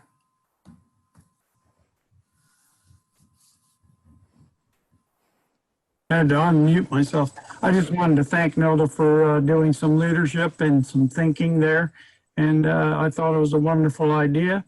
And the other comments from Joanna and Al and Alicia and so forth, I think I would love to be part of it if I could. But I commend Nelda for those really good suggestions. Thanks. Yeah, one of the hardest parts is going to be how we figure out representation. There's going to be a lot of people who want to take part. So, and no matter what, even if people aren't on the committee, I'm sure that there will still be a public forum about it where people have input, and I would assume this committee will be talking to all different kinds of stakeholders. Yeah. Steve. First, a thank you to the whole community who came out tonight and took the time to speak to us. It's greatly appreciated. I've mentioned before that I think if anything's good to come of this, it's important that everyone feels heard and that their concerns are considered. And for that, Nilda, thank you. I think coming up with a committee to air out all these, to look at the best evidence and anecdotes as well, I suppose, to go forward. I imagine we'll need a facilitator of some kind, perhaps. I'm not sure. Perhaps that's where that 3 or 4 member committee could come up with the parameters for who sits on this. But I do think it's important to move forward and to move forward as quickly as we can, COVID-19 considered, but we do need to move on this. Thank you. Yeah, so I think there's 4 things that we need to decide before the next meeting, I would think. One is, what is the charge or the mission of the study committee? How is the study committee going to be made up? Do we need a facilitator? And I think we probably do.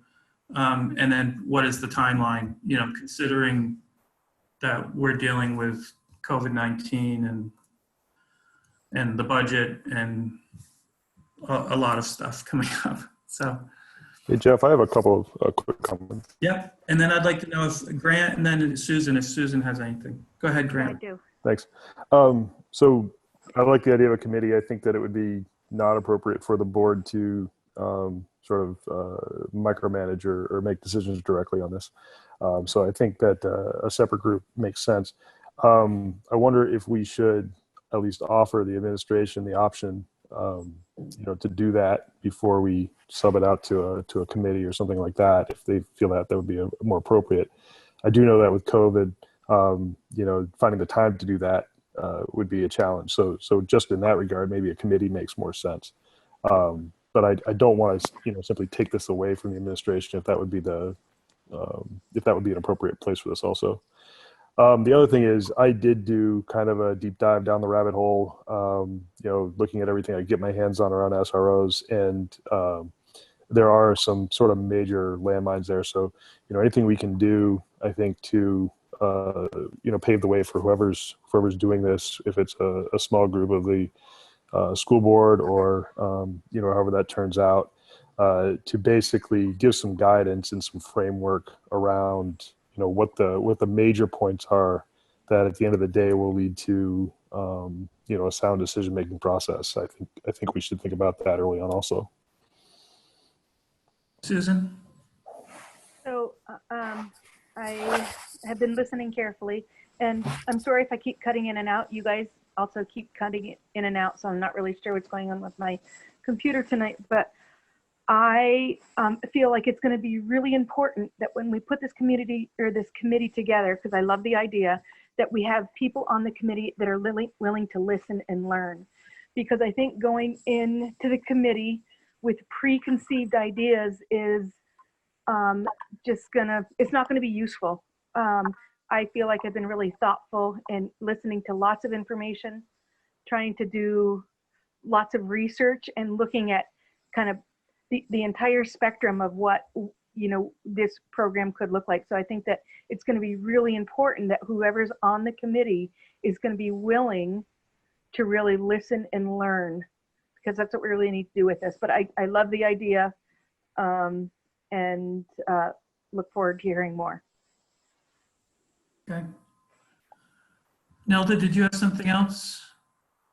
No? No, I mean, I think, you know, the idea needs to be developed, and it needs to be something that's workable. And, you know, we need to make sure that we have a number of participants that's not so unwieldy that we can't get anywhere. And I think, you know, you mentioned the 4 things that you think have to be decided. I think there's a 5th thing, and that is whether board members are going to be part of that committee, or whether they're going to be, you know, observers and recipients of the information. Yeah, I think it's common that if the board feels that they're going to be taking some sort of action as a result of this, that they wouldn't be part of it. Agreed. Yeah, so, I mean, that would probably be my recommendation. I agree. I agree. But I think it's, you know, it's a discussion to be had. And I think, you know, the other piece that we have to be pretty clear on is where we're going to receive information from a group that we've delegated to do this, but ultimately it's a board decision. And sometimes my experience over the years with study committees is, you know, people that are members of study committees get really invested and may end up with a situation that's not what they wanted, and that causes for a lot of, you know, hard feelings and rift. And I just don't want that to happen. We just need to be really clear. Yeah. Another point, though, would be even if board members weren't on the study committee, they could still attend, you know, absolutely, forums and stuff. Yeah. Yeah, because there's valuable discussion. Yeah. Can I ask one other thing? Yes. Susan. Can you hear us? Jeff? Yep. I was listening to Dr. Williamson earlier, and I too come from, you know, a healthcare background where really everything we need to be doing is evidence-based. And I know that anecdotal evidence is, you know, on the evidence-based spectrum. It's certainly not at the top of the spectrum. And I guess I need to be looking at what the evidence is. You know, and typically I think the best evidence, double-blinded, randomized control trials. I don't know that we'll have that here, but I think it's going to be really important that we look at the evidence. Anyways, that's all I have to say. Okay, so it sounds like the board's in favor of this. And I guess what I would suggest is that for the next meeting, we take up the discussion of how the committee will be made up, what its charge will be, what kind of facilitator we can get to be involved, and perhaps talk about the timeline in terms of to start, in terms of when the committee should start. Okay? Thank you. Thank you, Jeff. All right. Item 6B is an employee update, and I'm going to move this to executive session under 1 VSA 313A3, the employment or evaluation of an employee. Item 7A, Kevin. This is the longest we've ever gone without hearing from Kevin. Where'd he go? Oh, there he is. You just made me silent. So, good evening, everybody. Because of the time, I will try to be brief, but I do want to talk to you a little bit about the opening of school, which, as you know, started last week. And and maybe open it up to some principals if they're, as always, principals and other administrators, if you've got things to tag team me on, just let me know. So the opening went pretty smoothly with a few hiccups, but I think the summer planning paid off. It was nice to hear some community members talk about how they felt on their end, that they felt it was organized and structured. I certainly felt the same way. I've been in all the schools and protocols have been in place. And before I really start talking about protocols and all that dry stuff, I also have to talk about the fact of the excitement that I've been seeing in the schools. I remember I was walking from my house down to City School the very first day, and the numbers of people out on their porches waving and saying, happy first day, glad to have the kids come back, waiting for buses. It was just very, very nice to see kids on their bikes that normally would bus to school, but were biking into school and walking, and parents actually bringing their kids to school walking, which sometimes is unusual. All of that just made me think there may be some good that's coming out of this also. But anyway, the school started quite well. Opening of school, which we were worried about, and what I mean by the opening is when the buses arrive, taking the temperatures, getting 800 kids into a school. Well, it's really not 800 because it's half of that, but sometimes 300 to 400 kids into the school. Worked quite well in the morning. There were numbers of people on it. Everything was in place, and kudos to everybody for that. On the other hand, we had some hiccups, and the hiccups at the beginning were more towards the end of the day with busing and working things out where even though we had procedures in place, especially younger kids weren't sure which bus to go to, and there was the maneuvering of making sure they get on the right buses. So the first few days were a learning experience for, I think, every school. And I think it's basically been worked out now, but there were a few delays and buses probably got to their stops a little bit later than normal on those few days. But they are just so excited, and the teachers are excited. I talked to a couple teachers who talked about the fact that while their anxiety level was very, very high, while they were thinking about all this at home, when they finally got in and started seeing the kids again, it started just feeling normal again, as normal as it can be. Rooms are looking different. If you go into most rooms now, you'll see them used differently. They're set up differently to ensure the 6 feet, but that's all working well. Masks, which we thought was going to be a major issue, we don't know what's going to happen moving forward, but what people tell me is generally students in some cases are better than adults as far as getting used to those masks and having them and wearing them, and there were very few incidents on that. So a good start throughout. I'm just reading my notes here because I don't want to forget anything I did say. Interestingly, when we talk about busing, if you've noticed buses going to the schools in the morning or even at night, there's significantly less students on the buses right now. And much of that is because people are either biking to school or walking to school, as I said, or parents are bringing them to school, because I think some are nervous right now on putting them on the bus.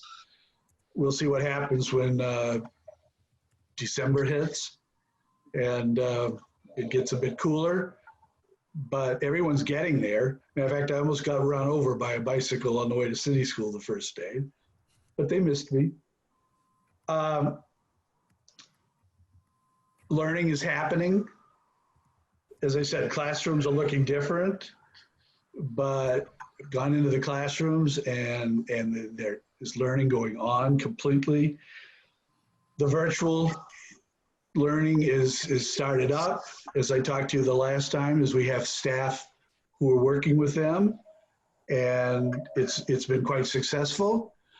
One wrinkle we're finding that we don't have a complete answer to yet is there is some, we initially said they could move back and forth between 100% remote and hybrid, which was a nice thought, and we all did it for the right reason.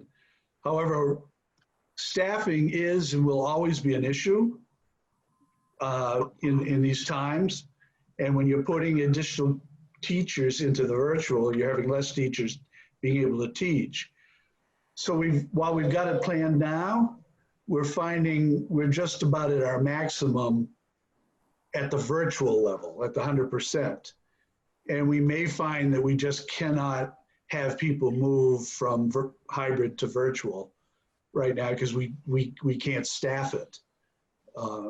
So we are looking at that. And Kevin, that's the K-8 version that you're talking about, right? Do we have the same limitation with the virtual high school? I'll let Bill answer that. He might know better than I. Jeff, we're pretty close to max at both. We purchased enough seats to take care of the high school students plus a few extras, along with what we get with exchanging our teachers into virtual high school to teach. But we don't have a lot more. I was actually working with Scott Coolidge on that today because we had a couple of high schoolers that wanted to go. And in the K-8, we have some classes, some grade levels that have as many as 36 kids in a grade level with one teacher. And online teaching should have a lower ratio than a classroom, not higher, because of all the individual communication that's going on. Okay. So we're working through that. What I'm predicting is going to happen as we get smoother and we're moving along and people start feeling more comfortable, we might find that there are people coming from the virtual to the hybrid, which then opens some spots if the opposite has to happen. But we do have to be very wary of too many kids and then not being able to service them like they should in the virtual. So we are working on it. We had, as I think all of you know, we had Convocation last week on Friday. Thought it went very well. As always, the real highlight of Convocation was the students. They did a 20-minute video for the teachers. The theme was mainly around collaboration and the need more than ever for collaboration and working together during these times. Whether you're virtual or you're in school, it was a wonderful, wonderful message throughout. And it, as has happened before, they had created it themselves. They performed it themselves. There was dance. There was original text. There was original dance, music.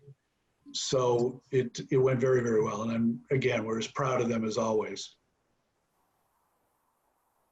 NCTC is up and running.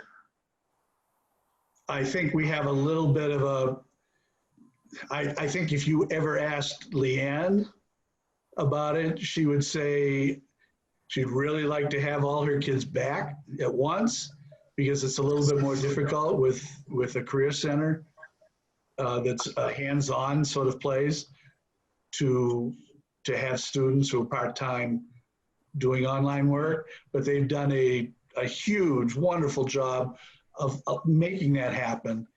But I think she would say the quicker we can get them back, especially, the better for them, so they could get in and doing the hands-on work.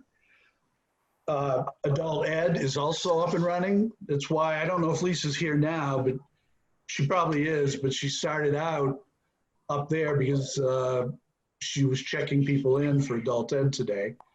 So that's totally up and running. Principals, what did I miss? Is there something that you would like to mention about your own schools, or Bill, anything you want to add to that?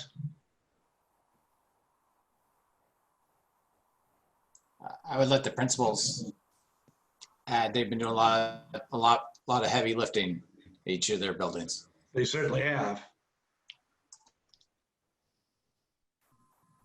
No? I can't see all of you, but. Oh, yeah, this is Brett for BFA. There we go, the new guy steps up. Well, I'm not sure if I should be first or last, so I'll just launch forward. Well, you know, Bill said the principal is doing the heavy lifting, and I mean this, you know, with all the sincerity I can muster.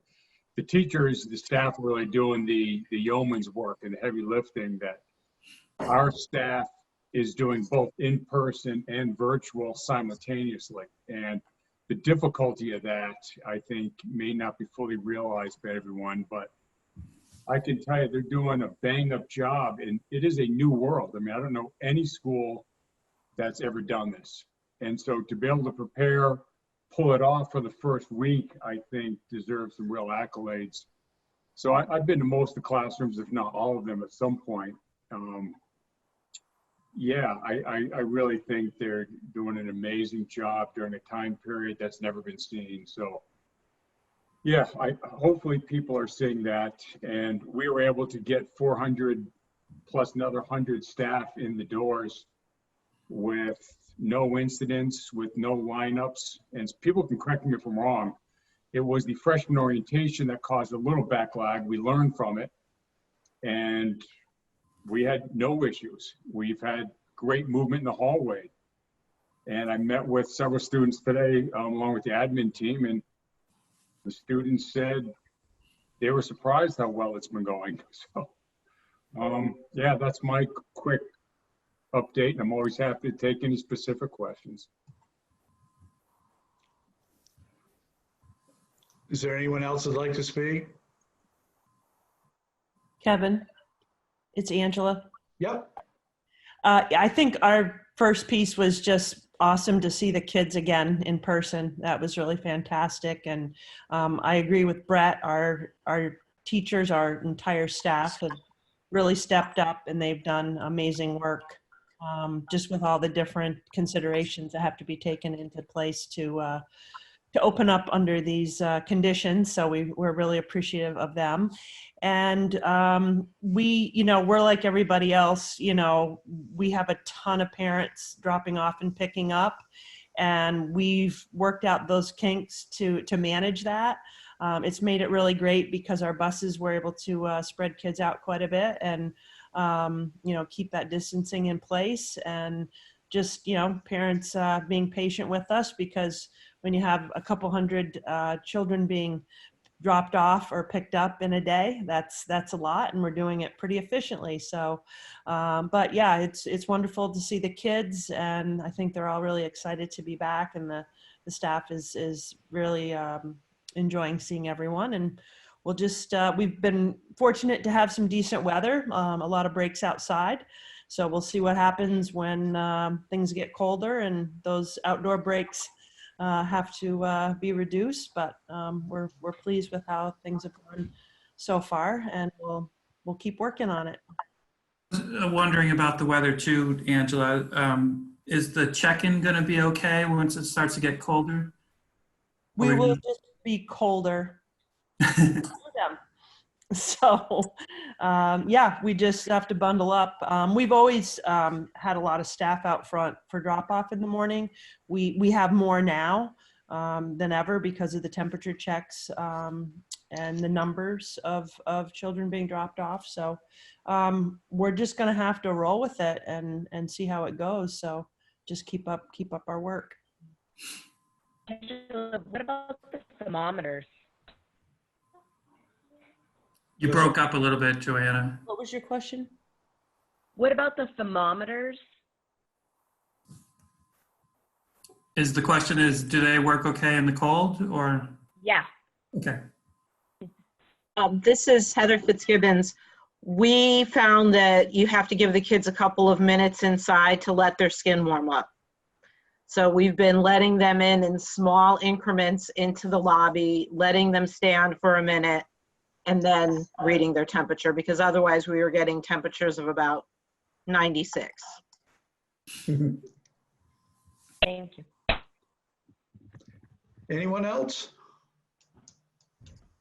I was curious, are state guidelines still encouraging temperature checks? I thought I heard recently that it's come into some question as to how much good they might be doing. Just curious, really. Right now, the guidelines are suggesting we do it. And we're trying to follow the guidelines, and in some cases go a little over the guidelines when we, just to be safe. It may come a time, Steve, where we don't, but we have done it and it's been working. Thank you very much. Did you have something, Joan? Yeah, I just wanted to add, kind of going along with my colleagues, that it's an all hands on deck experience. In the mornings, I don't think there's anybody who's not either outside or standing at their door waiting for kids. So everyone is part of this. But I also have to say our parents have been phenomenal. They are totally stepping up and really supporting it, because we can't do it without everybody, and it's taking everybody. So it's the staff, it's the students, and it's the families, and everyone's working together. And so far, it's going about as smooth as it could go. So we're just really appreciative that we're in a community where everyone's willing to work together to make this thing happen for kids. Ashley in the chat says she's at a checkpoint at the Main Street entrance at BFA, and they get a large crowd through in about 5 to 8 minutes. The kids are great at being efficient and awesome with getting in line and being patient. So that's good. My other question would be about masks. Are we seeing that kids are bringing their own, or are they using ours, a mix? I'll let principals answer that. We're seeing kids mostly bring their own. They usually have their favorites. But we also, you know, if someone brings one that got stretched out, then it's no big deal. Just take one of ours. So masks have just been a non-issue. Good. We expect it and they're following it. It's been really pretty beautiful. Good. The last thing I would mention is there was a little talk last week about protocol moving forward if we get a COVID case. You've probably heard that there have been a couple cases already in the state. Crossett Brook had a couple. And in that case, they actually had to close the school temporarily not because of just the 2 cases, but because of the need for teachers to quarantine. So they closed, and then, I'm sorry, I've forgotten, but just recently there was another school that stayed. Hartford. Hartford? Thanks, Al. Yeah. And they've stayed open and just followed the protocols that the state's given them, and was told they could stay open.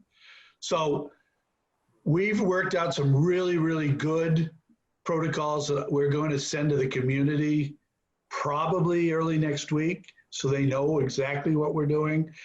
And the principals also tomorrow will be receiving it's a map, it's a chart, exactly what needs to be done. They already know, but this is a written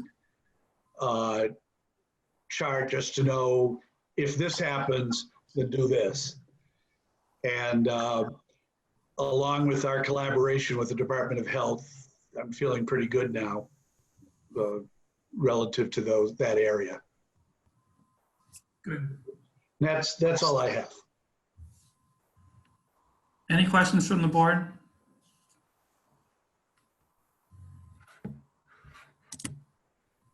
All right. Thank you, everybody, for your work. It's appreciated. Item 7B, Martha.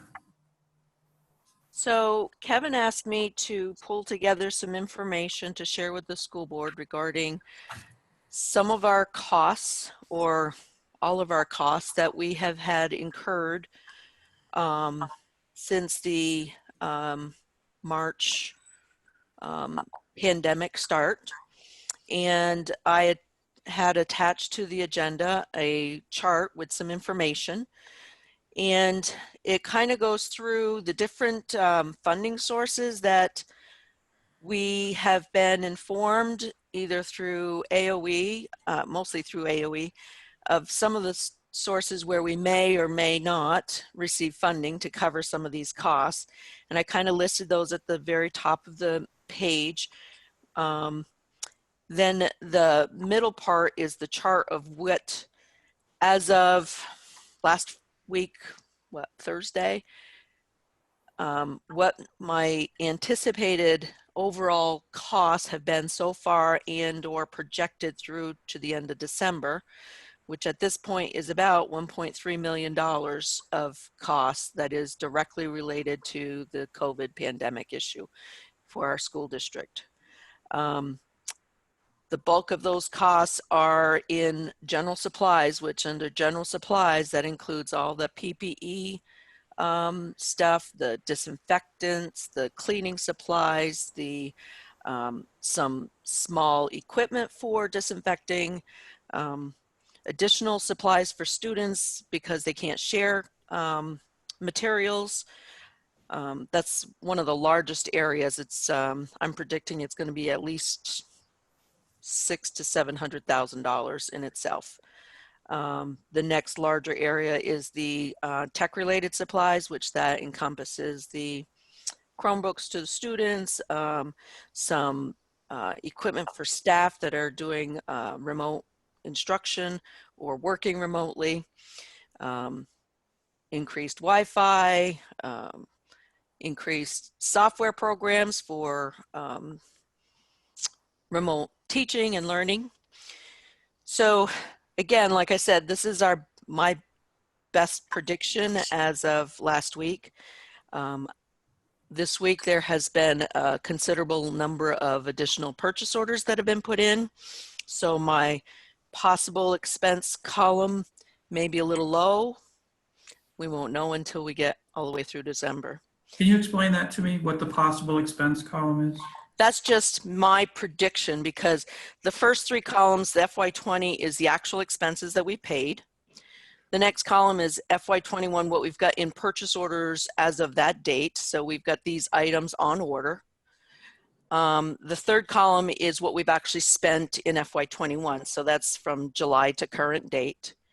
And then the possible expense is anything from the current date to the end of December that has not been encumbered to this date, meaning we haven't put in a purchase order for it. So it's additional expenses that are most likely going to come up. And one of the areas that I think will be one of the higher ones is going to be the additional PPE materials that we're going to be needing to continue with the school. And so what we still don't have any clue about is how much of this will be reimbursed by one of these possible funds. Right. And on the bottom, I kind of indicated the different, what they've covered, what they cover, what they may cover, what they, what the plan is right now. And unfortunately, we're still getting mixed signals from AOE on how this whole process is going to actually roll out. One of the areas was that they required or requested that the schools apply for FEMA funding, not knowing whether or not we qualify or not, but just to put in for an application for expenses. And so I did so. And if we do in fact receive the FEMA funding, if we get the funding for all the items that I put in the application, that came up to about $68,000. FEMA would reimburse the school district 75% of that cost. So AOE also informed us that we should probably at the same time put in the CRF LEA grant, which is CRF stands for Coronavirus Relief Funds, to include the same items that we put in the FEMA application. So that way, if for some reason we don't get the reimbursement through FEMA, it would qualify under the CRF application. If we do get the money from FEMA, we only get 75%. The CRF would cover the other 25%. So we've put in those applications. The summer food application only covered the months of June through August. And so that one was submitted. We actually have gotten a grant award on that one, which is the only one we've gotten an actual award on, which means we can probably by the end of the month, we'll submit a request for reimbursement on those expenses. The others, all the other funding sources, we haven't gotten a process to follow through with getting a grant application, getting an award for the grant, and then how do we submit for reimbursement. So we're working through all of that with AOE. Hopefully we'll get some clarification before the end of December, but we'll work on it as long as we have to. So this is kind of where we're at as of this moment in time. The numbers are going to change, which they already have since I've produced this document. Get to you, Grant. Yeah, I got a quick question. Based on my very limited understanding of how the state allocates money back to the school districts and how students are classified based on essentially the cost of educating them, they can, count as one student, a half student, 1.5 students. Is there an opportunity or to reclassify students halfway through the year? I'm thinking that the ones that are working remotely, probably from an equity perspective, should count as more than they originally were slated for. So, if in the same way that someone with a disability takes more resources to educate, so would a remote student. That would entail the legislature to change the funding formula. Which, in fact, they already were talking about this session. They wanted to change the way students were weighted. Right. But it's not, there's not an option for us to just throw in remote learning now as a different weight. Right. There's no way to reclassify mid-year. Well, go ahead, Jeff. I was just going to say the classification doesn't exist. That's all. It's, 6th through 8th grade count as 0.8. High school count as, whatever the numbers are. They're set in law, and you can't change them. So, but since they're harder to teach, there's no way to call it a disability or something along those lines. No, not at this point. That would, like I said, that would have to be something that would be changed in the way that the funding formula is created and managed at the legislative level. What they are doing is, hopefully, is having us classify any of these costs that are over and above what we would normally have budgeted for. So a lot of this remote learning, it's costing us additional monies for additional technologies, hardware and software, additional materials. Those items we are able to classify under this COVID relief funding and most likely get reimbursement on those costs. So that is over and above what we would have budgeted. Yes, our budget might take a little bit more of a hit with some of the additional costs for remote learning, but I think our normal budget at this point, depending on whether or not we do or don't get 100% reimbursement on these COVID expenses, should be falling in line. And I'm not sure, but did they decide what year's ADM they were going to use? I mean, it probably won't matter to us, but they haven't made that decision yet. Okay, yeah, because there was some talk of freezing it and using 2019, right? Right. Okay. We're pushing for that. Mm-hmm. Any other questions on the whole COVID expenses? Any other board member questions? Yeah, I have a question about the PPE. Mm-hmm. And I'm wondering, it is amazing that the PPE costs almost more than everything else. What PPE, is that just masks? Is that masks and gloves? It's like everything. I think about masks, gloves, gowns. Do you guys need gowns? There are some, yes, we have some staff that require the gowns. We have some shields. We have, and PPE is not just for staff, it's staff and students. So, right, so I understand that includes masks for students mm-hmm. and staff? Yes. Okay. and shields and 95 some gowns. Does Yes. that include cleaning supplies? It sounds outrageous. Well, in the general supplies, yes, that does include, that's the PPE, but it also includes all of the cleaning and disinfecting materials and supplies, some of the disinfecting equipment. That's all lumped in with that same area. Okay, thanks. Anybody else? Thank you, Martha. You're welcome. Okay, item 7C, banking resolution. We need I move that to, we authorize the business manager to add Brett Blanchard to the BFA student activities checking account as a signatory. thank you, Al. Can I get a second? I'll second it. Thank you, Steve. And I just wanted to ask one question, Martha, did we ever put Bill on? And Yes, so Bill is on that checking account currently, and we can either leave him on or we can remove him.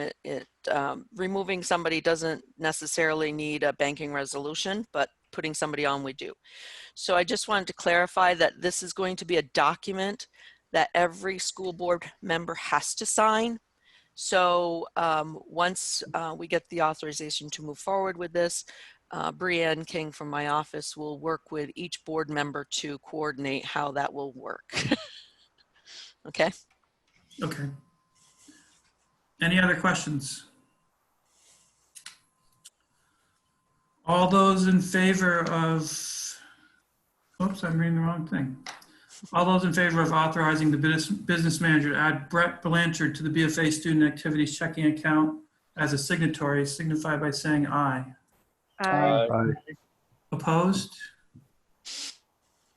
Thank you. Thank you. 8-0. Okay, warrants, Al. I move that we approve the warrants, acknowledging that the motion will act as an individual board member's authorization of their signature on these warrants. Thank you. Jack, second. Okay. Any questions about the warrants? All those in favor of approving the warrants signify by saying aye. Aye. Aye. Opposed? Ayes have it, 8-0. Item 8B, superintendent's report. You don't want me to speak anymore. Wasn't too bad. Thank you. That's the best report we've had all year. Board announcements. Anybody have anything? Mike, I saw you grinning down there, by the way. Okay, agenda items for future meetings. I think similar to this meeting. And now I'd look for a motion to go into executive session for an employee update under 1 VSA 313A3, the employment or evaluation of an employee. So moved. So moved. Second. Thank you, Al. Thank you, Nilda. All those in favor? Oh, to include Kevin, just Kevin. All those in favor signify by saying aye. Aye. Aye. Opposed? We are in executive session.